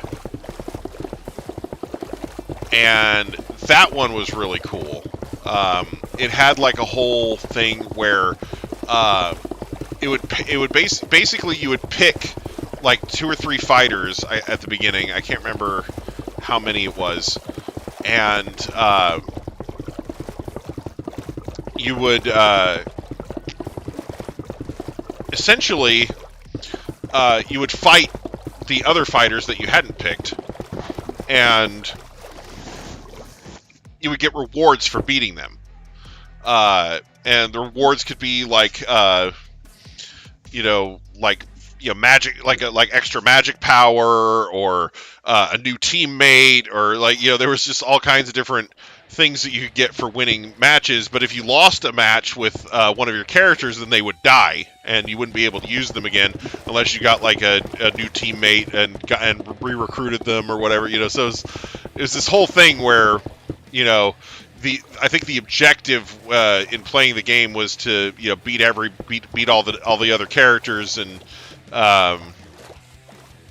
you know, and then, you know, get, you know, like basically you had to like basically fill out the whole roster and get all your characters. Like it was this whole thing, you know, where it was really unique gaming experience, you know, and it was like a fighting role-playing game almost, you know. So, but yeah, I'm probably not explaining it too terribly well, but it was pretty cool, you know. That was another early PlayStation game. Another really overlooked one, and this was a PlayStation. This was like like I think this one was a launch title. It was really early PlayStation era. It's a fighting game called Zero Divide. That game I think is often overlooked, but basically in that game all the characters are robots. And much like Bushido Blade, it has a body part specific damage system, to where when you attack characters, you can like work on a specific part of the body and damage that part of the body only, and like hamper their mobility and shit. You know. I don't mean to change the subject, sure, real quick, but I do have to ask because you've been playing that Naruto game. Yeah. And I've been watching it. It's actually really interesting because I've never heard of the game before. Yeah. And that's actually kind of cool, getting to see this game I've never heard of. But it reminds me of, you ever play Threads of Fate by any chance? I don't think I've played that one. I've heard that the gameplay on Naruto is similar to the Ys series, which that one is like, I think the first one was like on Sega CD or something, and there haven't been a lot of the Ys games that have gotten localized over here. Because I asked about Threads of Fate specifically, because you mentioned Square Enix games. Yeah. And I was thinking to myself, I'm like, well, because Threads of Fate's a Square Enix game, and it was one of those ones that nobody really talks about. Yeah. But I don't know, like that Naruto game. Night, Aquan. Looks Yeah, Aquan. Alright, later, Aquan. But it looks interesting. Like, I did have to have a chuckle though to myself that like you're only like 4 hours in the game, and like some of the character models are already repeating, and you're getting like monsters that are just textures. Oh yeah. Yeah, it's always fun when you're like barely halfway into the game, and it's like but the thing is, I think it makes sense from like a canon standpoint almost, because the way that the game is supposed to be is that you're able to change the seasons in the area. So like when you change from spring to summer, the coats on that one type of enemy goes from like yellow to brown. So it's like, oh, maybe the yellow ones are supposed to be like newborn, and the brown ones are supposed to be older. That type of thing. So. Yeah, I still just kind of chuckle about. But yeah, it is kind of funny that when stuff starts repeating that early, But yeah, it does look like a really good game. Yeah. I've been watching it like start to finish, and hopefully like on several devices, hopefully trying to get that just a little bit. I'm not saying I'm cheating your metrics, but I'm cheating your metrics. But yeah, it's something where I feel like the way that the game is designed and everything is interesting, and I'm kind of looking forward to, because one of the side quests that I have calls for me to go to the spring to go to the spring version of the area and find a place to plant a tree, and then fast forward to the summer part, and then harvest fruit from the tree. So it's always the new games I'll watch first and foremost, because that one, like I said, I'd never even heard of it. Yeah, so that one flew way under my radar, and I just happened to see it up at a GameStop, and I was like, oh, it says NIS on the package, and I've never fucking heard of it before. Mine. Yeah, that was exactly what it was when the stream started up. When the stream started up, I was like, I didn't see the title screen or whatever, but I was like, I almost guarantee you this is like an NIS game or something. Yeah, it's actually it's actually from the same developers as Ys. But NIS is the one publishing it over here. So it's technically not an NIS developed game. It's just an NIS published game. Well, they do that a lot they do that a lot with games that I've never, like a lot of Japanese games that never really seem to be popular over here, but they have good premises. They just don't sell well. Well, the funny thing is I think people constantly underestimate how well a game is going to do on the American market, especially when it comes to RPGs. So, like, for example, like NIS was notorious for not publishing any of their shit over here for a while, and Atlas. The company Atlas would publish their games for them. They would just be like, "Hey, we'll publish that shit if you don't want to do it." And NIS eventually started publishing their own games, and now they're doing it to other companies. They're like, "Hey, if you don't want to publish that shit, we'll do it." Because Square Enix did that with Breath of Fire too. The original Breath of Fire, Capcom wasn't going to bring it over, and Square Enix was like, "We'll do it." Or back then it was just Square, but Square was like, "We'll do it. Let us do that shit." And so they actually published Breath of Fire for Capcom, and then and then Capcom ended up publishing the rest of them themselves because they saw the numbers and how well it did. And now I have like 4 of them. Yeah. Yeah, it's something where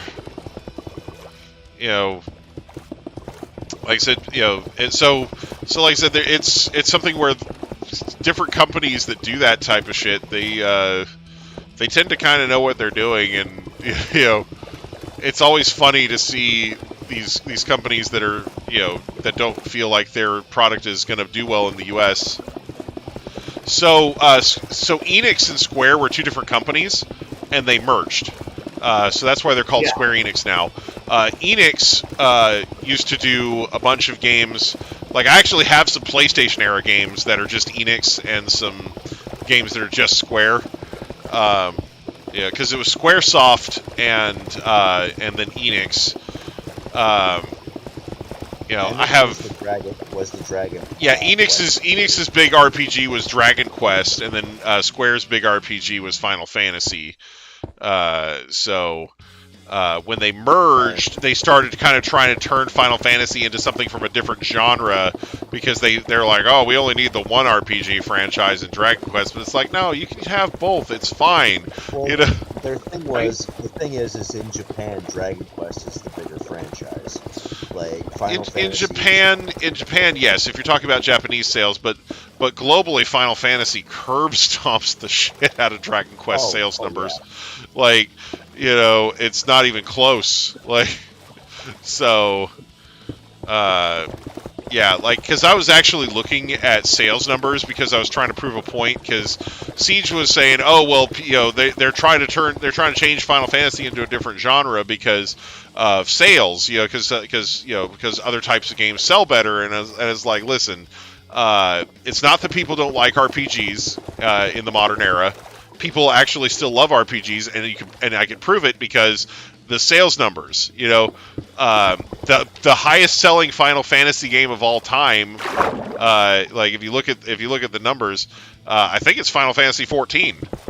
And that's it's one of those things where Japan's population is declining right now, so it's not because there's so many more Japanese people buying it. It's because of fucking Americans, and like, I don't know, I can't remember. I remember looking up a list of like the best-selling Final Fantasy games and the best-selling Dragon Quest games, and like the ones near the top of the list were all modern games, and it wasn't going by how much money they made, because that could be changed. That could be affected by inflation. It was going by how many copies they sold.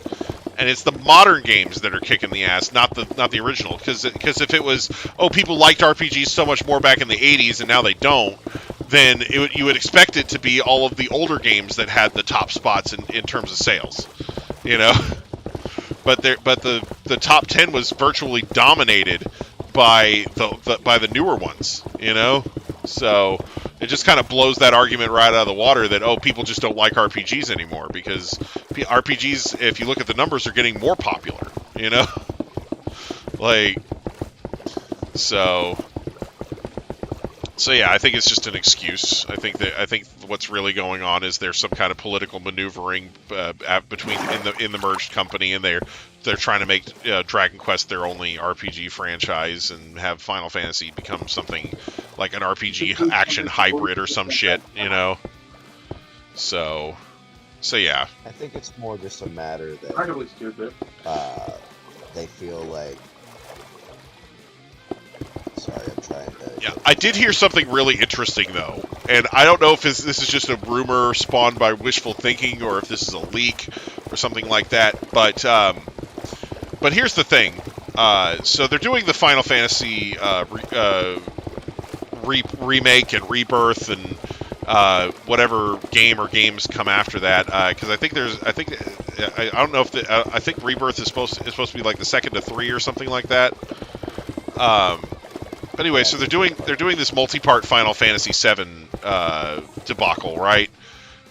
What I heard was that I guess it's an unconfirmed rumor, you can call it, but I heard that after that whole project is over, they may just take the assets and just do the actual Final Fantasy VII remake everybody wanted. Whereas just take the original game and make it pretty. Yeah. Okay. But yeah. Anyway. But yeah, I've heard it from a couple people now. But anyway, yeah. So. But yeah, that would be really nice. Yeah. I would be happy to play that game. If they just took the original game and made it pretty. Absolutely. I might actually play through 7 for once. Right. Final Fantasy VII has some absolutely awesome shit, and they're continuously finding more shit. So Final Fantasy VII has a pretty vibrant speedrunning community. And one of the things that speedrunners tend to do when they're trying to get better at speedrunning a game is a lot of them will get into coding and programming to learn more about how certain aspects of the game work in hopes of finding ways to exploit the game and get it done faster, right? I have something on this subject, but I'll tell you after this. Right. So basically, over the past few months, like not even the past year, just the past few months, there have been a whole heap of new glitches discovered in Final Fantasy VII. Some of which work on the original version, because a lot of the newer glitches that are being discovered work on the PC version of the game that came out shortly after the original PlayStation version, and then all the subsequent ports that were based off of that PC version. But they don't work on the original PlayStation version for one reason or another. But basically, recently they've discovered several duping glitches. They discovered a way to duplicate Shiva, the materia. And then a few weeks later, they discovered that you could do the same thing with Ifrit. And the Ifrit one came with a bonus boss fight where you could also duplicate, which was really nice. And then just a few weeks ago, they actually found a version of a glitch that would let you duplicate all the materia that Yuffie steals from you. Oh. So, for those who aren't familiar, there's a side quest in the game where Yuffie leaves your party and takes 48 of your best materia with her, or all of your materia if you have less than 48, or 48 or less. Yeah. Yuffie steals your shit. Side quest. Yeah. So she takes 48 materia from your inventory, and goes back to her hometown, Wutai or Yutai, depending on which version of the game you're playing. And you have to basically chase her down, and she ends up being kidnapped by somebody else during the process, and then you have to fight them to get her back, and it's a whole thing. But anyway, so they found this glitch, and at first they found a couple of they found a couple of variants of this beforehand. Like, so it was basically somebody using existing glitches to try and do something new. But basically, the crux of the glitch is that after Yuffie leaves your party at the beginning of the quest, there's a way to initiate another event that ends up forcing her back onto the team when she's not supposed to be there. So it basically creates a second Yuffie, right? And so the whole reason for getting the second Yuffie, because there's other things that you could do with this Yuffie glitch. But in this particular example, the most important thing that you're doing with it is right before you get to the cutscene where Yuffie is handing your materia, where Yuffie hands your materia back to you, you put the second Yuffie on your team, and if she's in the right spot on your team, and it varies depending on like which spot she was in, on which spot in your party she was in, or if she was in your main party when you started the side quest or not. But basically, if she's in the correct spot on your team, then what ends up happening is there's a line in the code that basically instructs Yuffie to give the player their materia back. You know, like basically, it's listed under Yuffie's actions in the cutscene, and it basically says, you know, restores the player's materia, right? But the thing is, all the other NPCs have their own code for this cutscene. And it's basically just different animations and stuff that they're supposed to do while Yuffie is running around the room getting your materia to give it back to you. And the thing is, Yuffie does not have a list of code as a party member for this scene because she's not supposed to be in your party. So the Yuffie NPC, or the Yuffie PC that you bring with you in your party, ends up borrowing the data from the cutscene Yuffie, and so when it gets to the line that says gives the player back the materia, both Yuffies do it. Oh. So the NPC Yuffie gives your materia back, and then the Yuffie in your party also gives your materia back. So they give you they basically duplicate every single materia that Yuffie took from you. That makes it worth it. Yeah, and the thing is, there are only 4 enemy skill materias in the game, and so by doing that method, you can duplicate all 4 of them and get 8. Which is enough to give all of the main characters that you have on your party an enemy skill materia, and you could not do that previously. You could only outfit 4 characters with enemy skill materia previously. So you can finally get 8 enemy skill materia. Now, you know, in the PC version, there's other glitches that you can use to get Aerith back to life. So obviously, if you do that, you won't have an enemy skill materia for everyone anymore. But But yeah. See, there was a. See, I don't know it as extensively as you know this. Yeah. But I know there was a recent discovery in the Legend of Zelda speedrunning. Oh yeah. Where they basically got rid of the entire like log warping thing because it was like they figured out an easier way, like an easier method where it's like you can clip to the floor in the Dongo's cavern. And basically, like, it takes you straight to the fucking Ganondorf fight. Oh. Fight, like, right at the ass end. But you basically beat him as Young Link. Oh, okay, in Ocarina of Time, yeah. But yeah, using the new method. Yeah. Like, I don't remember the exact details, but like so far, like it's saved the speedrunning community like at least a minute and a half, I want to say. Wow. Is what they're at. But yeah, that means that soon you'll be able, or soon speedrunners will be beating that game in less than 10 minutes. Jeez. Because we're already down to 11:45. Oh, wow. That right now. Yeah, that's pretty I wild. mean, fucking the Mario or Super Mario 1 speedrunning community. Mhm. They're literally down to frame perfect at this point. They literally cannot get any better. Like they have perfected Mario speedrunning. Yeah. Yeah. But yeah, the glitches that they found before the Yuffie dupe glitch that duplicate Shiva and Rama, those are a little easier to pull off and don't require as many steps.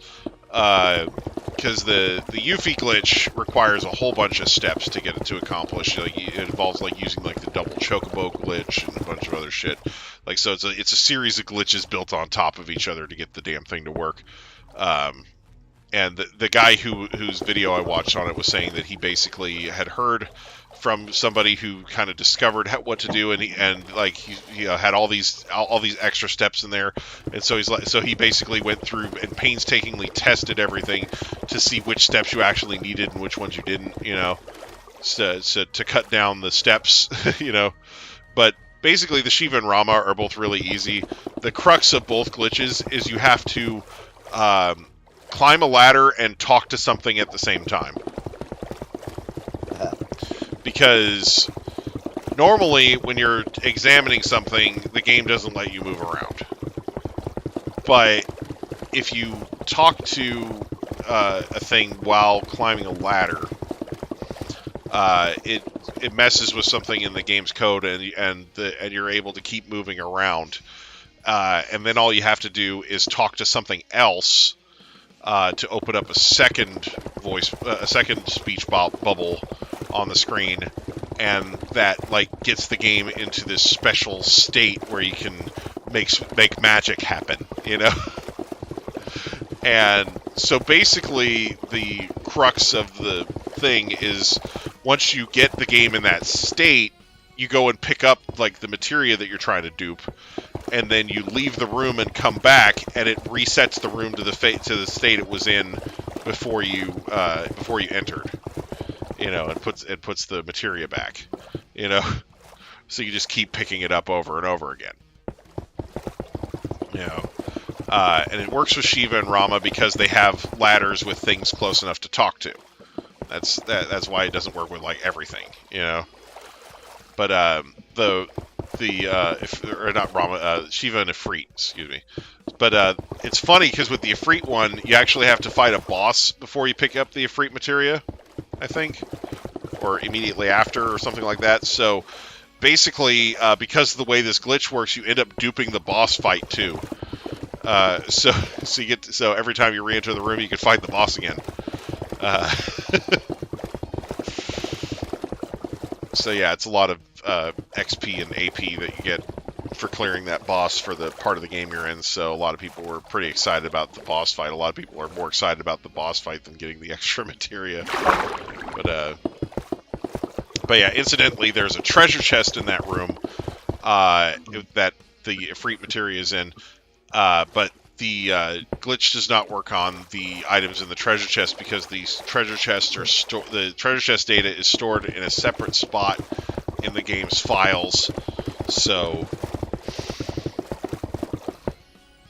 it doesn't really doesn't really matter, like you said, if you get the treasure chest, because basically if you get the treasure chest and then you reset the room, everything else will be reset, but the treasure chest will still be open and the item inside will still be gone. But you'll have it in your inventory. But the materia and the boss fight are both duplicated. So you can keep fighting that boss over and over again and keep picking up the Ifrit and or Shiva materia.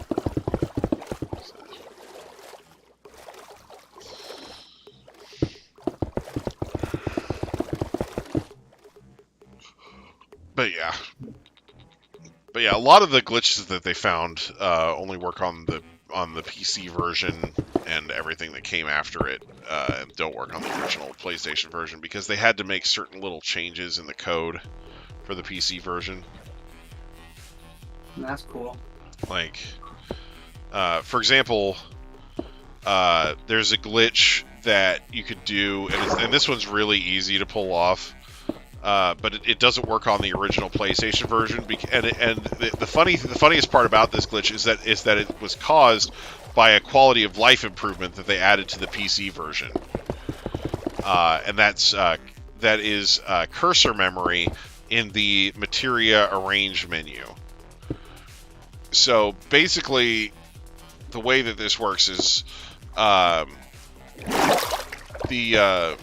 there's a thing in the game where you can rearrange your party's materia. So you go to the menu and you click materia and arrange or something like that, and it brings you to this screen where you have all your party members and you can kind of see all their materia at a glance, and then you can kind of go and click on a materia and then move it to another character, that sort of thing. So that's what that screen's supposed to be for. So in this glitch, you basically and this only works in the PC version and up. It doesn't work in the original. But basically, the way it works is you go into the materia arrange menu and you highlight the very bottom character on the list. It doesn't matter who it is. You just have to highlight that character's stuff and then basically exit out of the menu, and keeping so the game keeps the memory on that bottom slot. And then you just progress the game until you have one of your characters leave your team for some reason. And what ends up happening is after that character has left your team, if you go back into the arrange menu, it will actually have you on that same slot, but so there's not a character there anymore because you have one less character. And there, basically the game has like this junk data in there, and the junk data basically has 2 free MP Plus materia that you can pick up from it, so you can go ahead and just grab those out. But you can also put some materia in there. So and one of the funny things that you can do with that is because in order to access this glitch, you have to have a character leave your team. Well, one of the times where a character leaves your team is during that side quest I was mentioning with Yuffie. So if you want to, you can hide materia in there, and then when Yuffie leaves your team, you could pull that. You could access that glitch again and pull the materia that you hid out, and then you'll have materia to use during the Wu Tai side quest. So it's like a way to basically smuggle materia into that side quest, because basically if you put the materia in there, the game will kind of remember that it's there. Now, if I remember correctly, in some versions of the game, it only remembers the materia is there until you turn the game off. So if you like put materia in there and then like save the game and turn it off, it'll forget that it's there. And I think, like I said, it's in some versions of the game. I think so. I'm not sure which ones, but like it's something where like to be safe, it's better to not use stuff like that. Stuff that you would really mind missing. But the other thing though is there are also some versions of the game where it will, when you put materia in there, it will remember them even on a different save file. So let's say you do this glitch, you stick like a Knights of the Round materia in there or something, you know, something really stupid and broken. Like, and then you basically just kind of like game over back to the title screen without saving. And then you load up a save file that's like really early in the game. You know, and then as soon as you're able to, you do this glitch and you get yourself a Knights of Round materia out instead of an MP+. You know, and then you just save that file. You know, so you don't end up losing the Knights of Round on the save file that you pulled it out on, but then you end up getting to keep the Knights of Round on the new on a different save file. So stuff like that. So it has those kind of potential uses. But like I said, that only works in certain versions of the game, if I remember correctly. There's videos that you watch on this where everything's explained much better and with visual aids and everything. But if you're interested in it, but yeah, it's just fascinating stuff. The way that some of these Final Fantasy VII glitches work. And like I said, with lately it's just been crazy. It seems like they're finding a new one every week or two, you know.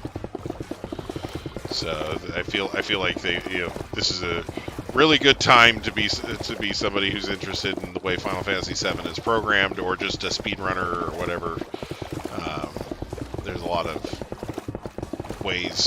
new ways to do that, you know.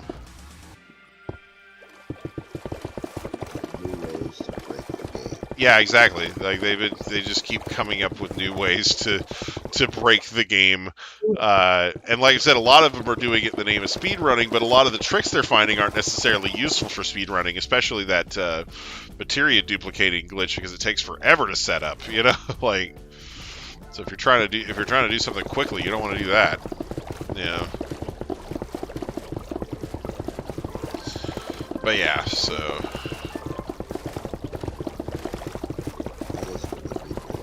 I said that was pretty good though. Yeah. But yeah.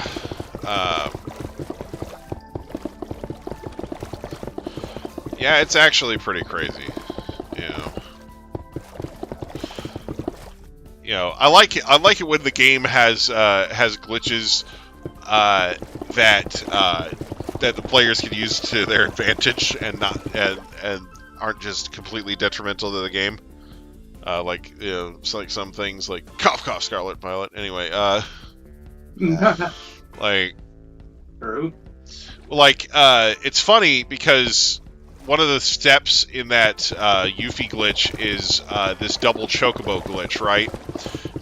And basically the crux of that glitch is that you end up you catch a wild chocobo, and then you also somehow get back to the stables, and because basically it's a thing where I think you're supposed to be like boarding the high wind and dismounting the chocobo at the same time, so it like kind of like the ladder thing, so like tricks it into thinking that you've gotten off the chocobo but you still have it, and then you go into the stables and you pick one of your chocobos out. So basically it acts like one of the chocobos is riding the other one, but they're like overlaid on top of each other, you know. Anyway, but basically in the PlayStation version, if you try to move in that state, the game crashes because it doesn't have an animation for that particular messed up sprite, and when it tries to retrieve the animation, it fails and the game just dies. It crashes. So yeah, but the PC and later versions actually had a workaround for that failed animation load glitch, and it stops the game from crashing. So you don't have to be so careful when you're doing it on those versions. When you do the glitch on the PlayStation version, basically the way to get around the bad part is you just set up a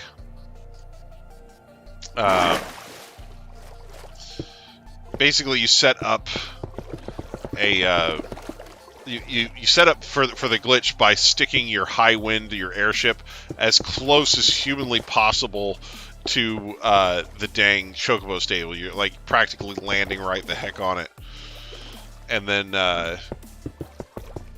once you get out with your double chocobo, you can just immediately board the high wind and you don't have to move, which is the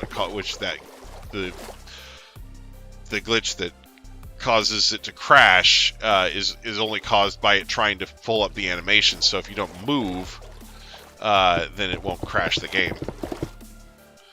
So, but yeah,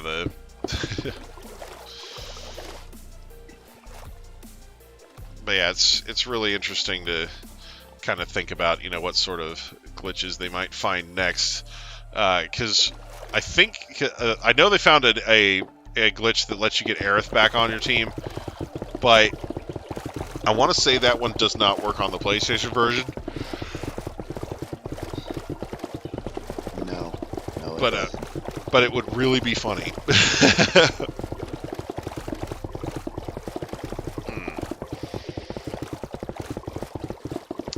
Because like you can technically have Aerith on disc 2 of the PlayStation version, but it's in like one tiny ass little area. It's like for one spot, and it's just like you go in there. It's like switch to disc 2.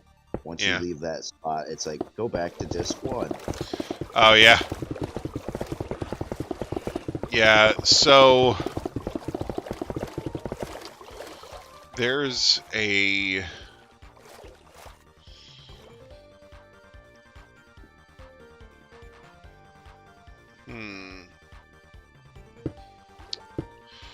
but yeah, there's a sort of like the only glitch that I really found in the game back in the day, and I don't think it's really a glitch, I think it's just an unintended loop. But there's actually a way that you can get an infinite number of Aerith's level 4 limit break. Because basically, unlike a lot of the other characters in the game, Aerith's level 4 limit break is a little different. She actually, like, there's actually this house in the game that you have to go into, and in order to get her level 4 limit break, you have to trade the guy a specific item. But there's another item that you can get there, and but basically you have to bring him another copy of the item that he wanted to trade for in the first place. So Aerith's level 4 limit break is called Great Gospel. But there's another item, and I think it's a weapon for Tifa or something like that. But basically, the idea behind it is that you can bring him the item, trade for Aerith's Great Gospel, and then go back and get another copy of that item that you traded him from, and then trade it to him again and get the limit break. Or get the Tifa weapon, depending on whichever one. So basically, I think they set it up that way so that you could end up getting both the weapon and the limit break, but it kind of it kind of you can kind of use it to just get an infinite number of both, So, and it's pretty easy to do once you have like a gold chocobo or an airship. So. But, okay.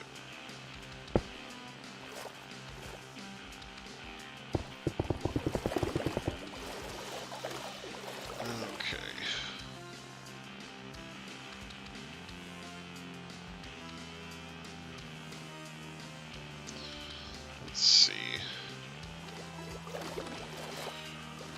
Goodness.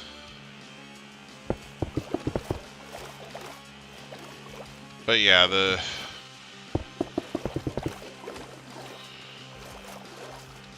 just a lot of stuff in the original Final Fantasy VII. Some of it just doesn't, you know, like it's always crazy to see what kind of glitches people come up with. Like, apparently there's a couple of glitches that are good for skipping certain parts of the game. So, you know, like there's like a skip for the Midgar raid after you defeat Diamond Weapon. There's a skip for Calm. So you don't have to, about, you know. Go ahead. thinking about glitches though, I think that the reason why Donkey Kong 64 hasn't been released on the Switch yet is because that game was put together with fucking like cardboard fucking duct tape. Like, I was watching a thing the other day on the glitches in the game. Like, back in the day, like, I used to document like all kinds of weird fucking things I could do in there. And I was watching the speed run showing like how like a documented like, or like, you know, they were saying how they did all the glitches and shit, and they explained how the wall clipping works, and it really is just as fucking simple as like, go to your camera, exit your camera. Like, just get in the middle, or just get as close to a wall as you can, open up your camera and then clip out, and then you'll be able to clip through the walls. Wow. And it's like, man, I can kind of understand why Nintendo didn't really, or why they haven't really tried to re-release this game yet. Yeah. Like, I mean, they did release it on the Wii U, I think. Yeah. But yeah, Final Fantasy VII has gotten ported to so much stuff.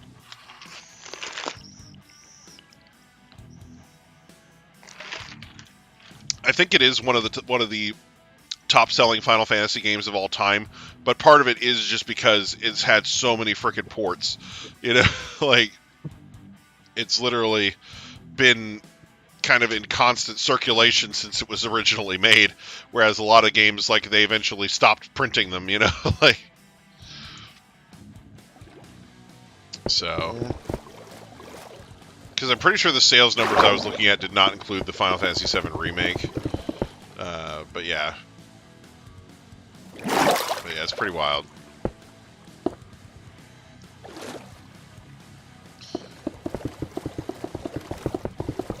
I can play, I'm pretty sure, can I play like Final Fantasy VII on the Switch now?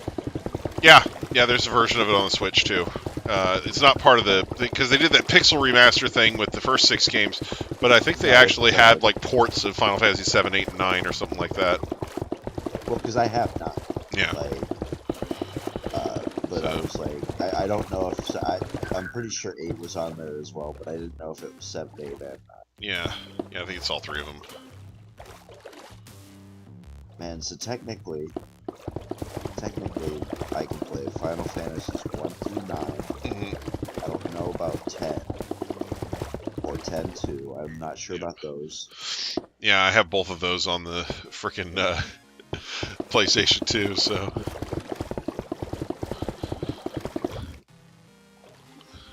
I think they have the FF12 Zodiac Age. I want to say. Like, I believe that's on the Switch. Nobody cares about 13. Nobody. Yeah, and then 11 and 14 are both 11 and 14 are both MMOs. Well, I say that to bait Leon actually, because he keeps trying to get me to play 13. It's like, dude, I don't want to play Hallway Simulator. Yeah. But yeah, I had 11 on the PlayStation, but that's never coming back. Like, 14 was the replacement for 11. Yeah, well, the thing is, it was intended to be, But when 14 first came out, a lot of people were leaving. A lot of people left Final Fantasy 11 for 14, and then immediately came back because 14, when it first came out, was dog shit. Oh yeah, and that's why Realm Reborn was... Yeah, so they did the Realms Reborn expansion, where they basically completely overhauled the damn combat system and everything, and just completely remade the game basically, and the but the thing is, a lot of people still stuck with Final Fantasy 11, and I think the servers are actually still operating for that fucking thing. Because from what I heard, they because from what I heard, Final Fantasy 11 has also changed a whole bunch since I was playing. Because I actually have 2 fucking copies of Final Fantasy 11 in the house. One of them on the PlayStation 2 and one of them on the 360. Hi, Matt. Yo, what up? So, because yes, I actually got Final Fantasy 11 on the PS2 along with the fucking hard drive peripheral. Well, I got the hard drive because I wanted a mod PS2. Yeah. But yeah, I actually have a PS2. I actually have a fat PS2 with a fucking hard drive in it. That I would play Final Fantasy 11 on.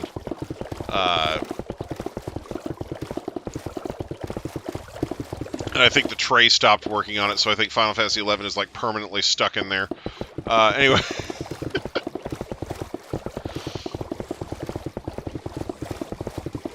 But yeah, You know which Final Fantasy is ironically not on the Switch? Final Fantasy Tactics Advance. Oh, Final Fantasy Tactics. Final Fantasy Tactics A2. Just Advance. Oh, just Final Fantasy Tactics Advance. Yeah, Advance and A2 were both DS games, so not all DS games are just automatically getting ported. Advance was the game. Oh yeah, Advance was the Game Boy one. It was a Game Boy Advance, but A2 was a DS game, right? Yeah. Okay. Yeah.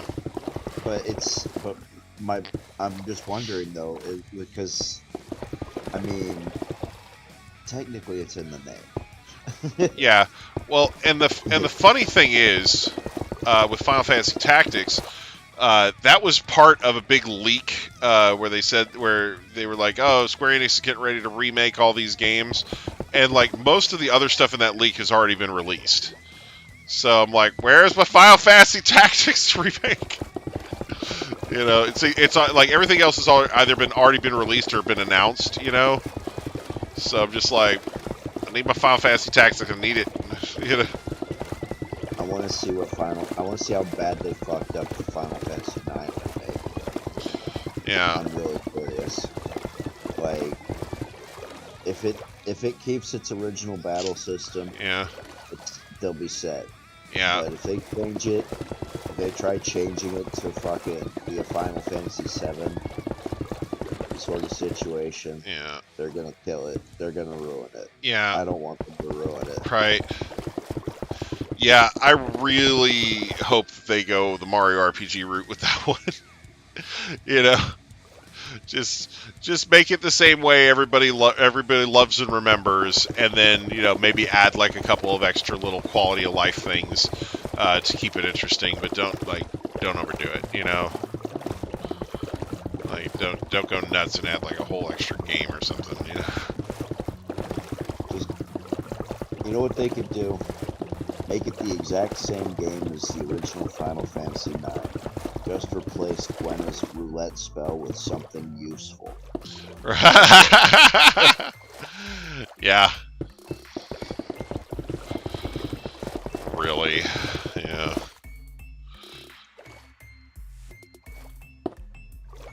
Yeah, because everybody had their own special super skills or whatever. It's just that half of them sucked. You had doesn't Steiner's make him temporarily invincible or some shit? It's You know. No, the. I remember he what had was like it, a really good one. You know. their limit breaks or Yeah. whatever it was. The trance. Yeah. They were all kind of weird. Like Steiner didn't actually gain anything from trance. Like it just like he didn't like gain any. I think he just gained like attack power or something, but he doesn't gain any like any extra benefit. Like, I know it actually changes his physical appearance, because it makes his armor like completely full armor, like with the face mask and everything. Yeah. And Freya's does too. Freya gives her like the traditional dragoon outfit. Yeah, like Freya's ability makes it where when she uses jump, she strikes multiple times. Vivi makes it where he gets double black magic. Aiko is double white magic. Yeah. Yeah, the mages were all super useful. I remember that. Yeah. Garnet raises hers from summon to Eidolon.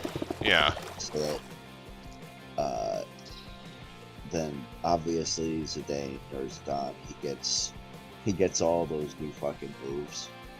Yeah. I'm trying to think. Quena goes from eat to cook, which basically is just a higher Pokeball capture chance. Right. And then I'm trying to think. Who am I missing? I think that's. Oh, Amaranth. Fuck Amaranth. Rat. Yeah. Crimson Amaranth or whatever. The Flaming Amaranth. Yeah. Yeah, I never used him. Let's see. Like, I don't know. He just didn't seem that interesting, like character wise or anything. Like, Right. He just kind of gets tacked on at the very end. He's like, I'm here too, and then most of the time he doesn't even want to be there. Let's see.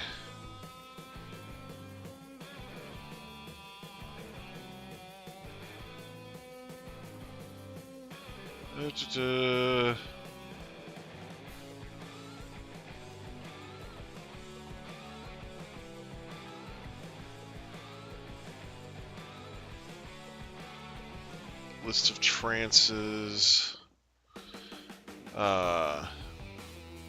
Zidon's skilled command changes Dyne and grants special attacks that cost MP. The more skills he learns, the more powerful Dyne abilities become available. In trance, Zidon's hair turns pink and becomes longer. His claws are replaced with pink fur. In allusion to Terra's trance for Final Fantasy VI. Automatically enters trance for battle against Prison Cage, holding Garnet, which acts as a tutorial to the trance system. Let's see. Vivi gets double black magic.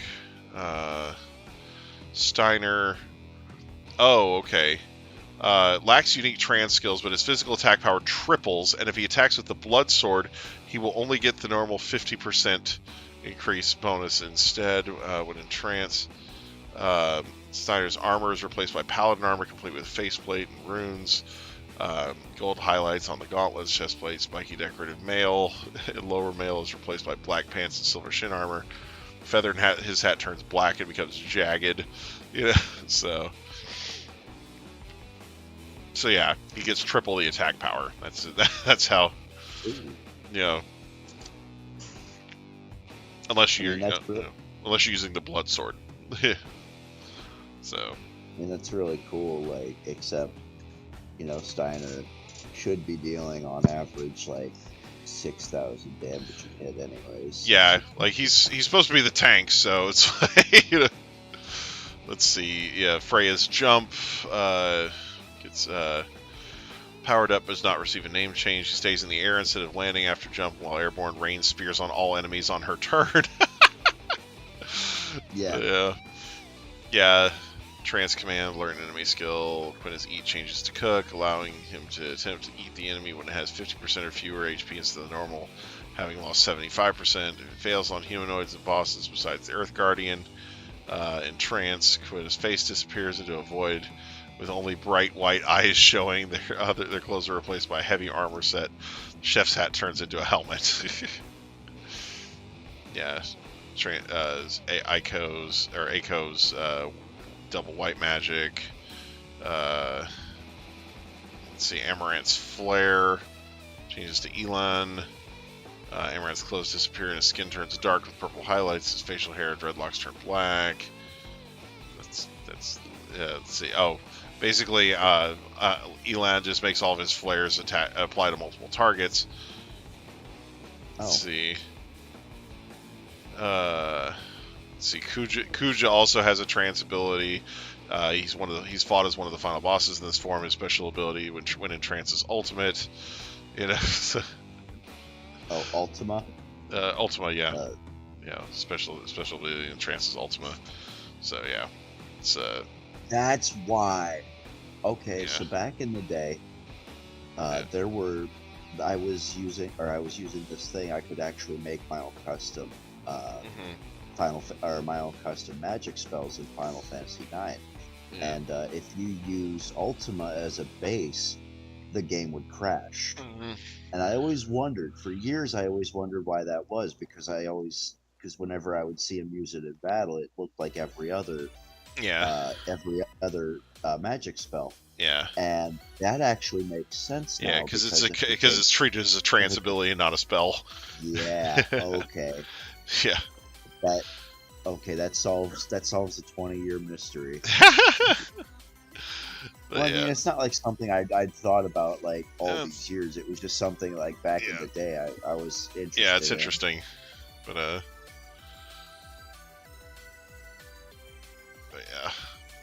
it's oh man,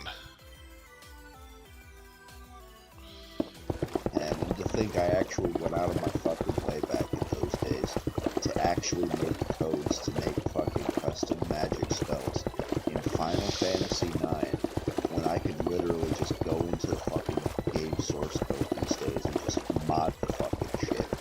Yeah. Right. Like, man, I worked so much harder as a kid. Yeah. But yeah, just absolutely crazy though. Yeah.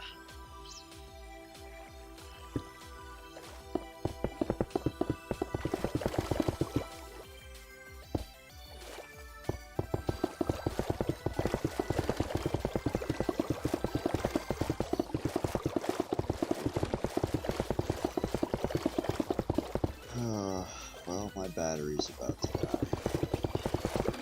Yeah. I think that's telling me it's getting to be about that time. Right. Yeah. It's gotten pretty late. Yeah. I'd like to finish Spring, this. actually.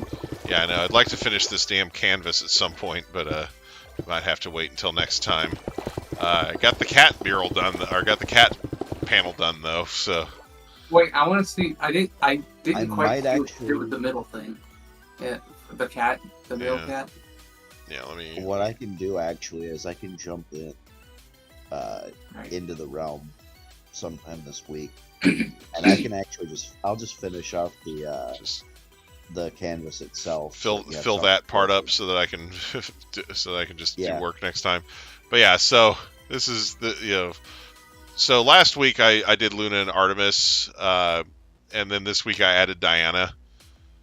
So oh man. So yeah, there's the cats.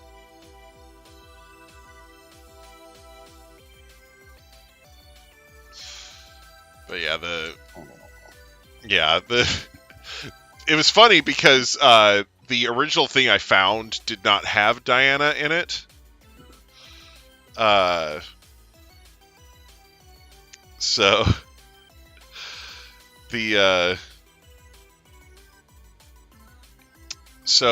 basically I just took the original design and because Luna and Artemis don't have collars, but Diana has a collar with a bell on it. So So yeah. So I basically just added the collar in, and I think it turned out pretty well. You know. Oh yeah. You know. And the thing is, if you've seen the show, then you know why they needed to put a bell on Diana, because she's a mess.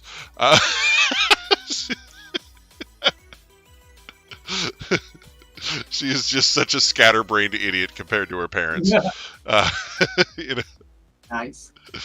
like Luna and Artemis are all serious, and they're like, you know, like these little wisdom-filled guardians and whatnot, and Diana's just a moron, you know. But she's a kitten, so she's cute and she gets away with it. Because cute and dumb things are always the easiest one. Yeah.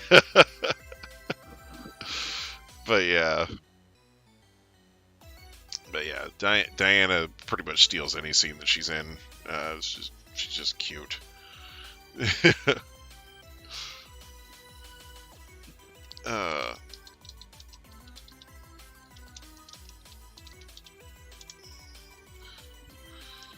But yeah, so.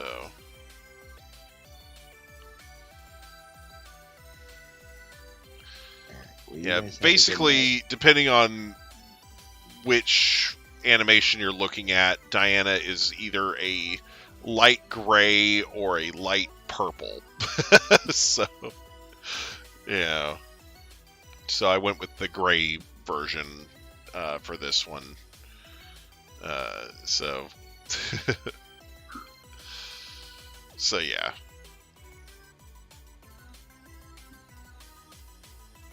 Because depending on the animation, sometimes Luna looks more black than purple. So you know, I went with the more purple Luna for this one, but I went with the grayer Diana. So anyway, Dude, hungry. what's up? I just broke my fucking tooth on a tortilla. Oh God! Oh, Yeah, it hurts like shit. Oh, that's not good. Yeah, I just looked inside my mouth, dude. My tooth has a fucking crack running down the middle of it. It hurts like absolute piss right now. Oh, that's so bad. That sucks. Oh my gosh. Oh, Anyway, I didn't mean to brag, but you know, yeah. Anyway, how's y'all's nuts going? Yeah, it's better than that. yeah. I bet. haven't broken a tooth or anything, so Yeah. jeez. Oh, that's I don't know how I did it. It was on a fucking soft shell tortilla. It was stale. yeah. I guess it was so fucking stale it broke my tooth. Stale tortilla breaks tooth. Film with lemon. It was on a goddamn rock. Yeah, How was that even possible? yeah. So, yeah, yeah. All of the cat's Right. good. So, Alright, well, you guys have a good night. all right, you too. Thanks, Caps. Bye, Oh, Caps. peace out. But yeah. Reasons. But yeah, so basically, I've got the top kind of 2/3 of this thing done. So next week, when I come back, I'm going to be working on filling in the rest of this, and I have some cool designs. I'm probably going to put a kind of closer up picture of Luna in one of these, and then I don't know what I'm going to do after that. So we'll figure it out. I might try to get some sprite art for Chibi Chibi, because she's one of the only, like, I don't have Chibi Chibi or the Sailor Starlights, so I might see if I can find sprite art for them and put them in there. That way we get everybody. Because I've already got the cats up there, and I got Tuxedo coming, and all the girls over here. So yeah, just finish the rest of the cast off. But yeah, what a mess. Anyway, so yeah, I think we'll go ahead and call it a night here. Yeah. I want to thank everybody so much for watching. I do hope you enjoyed. thank you all so much. And of course, as always, I do hope everybody has a great day. Bye-bye. Yeah, guys.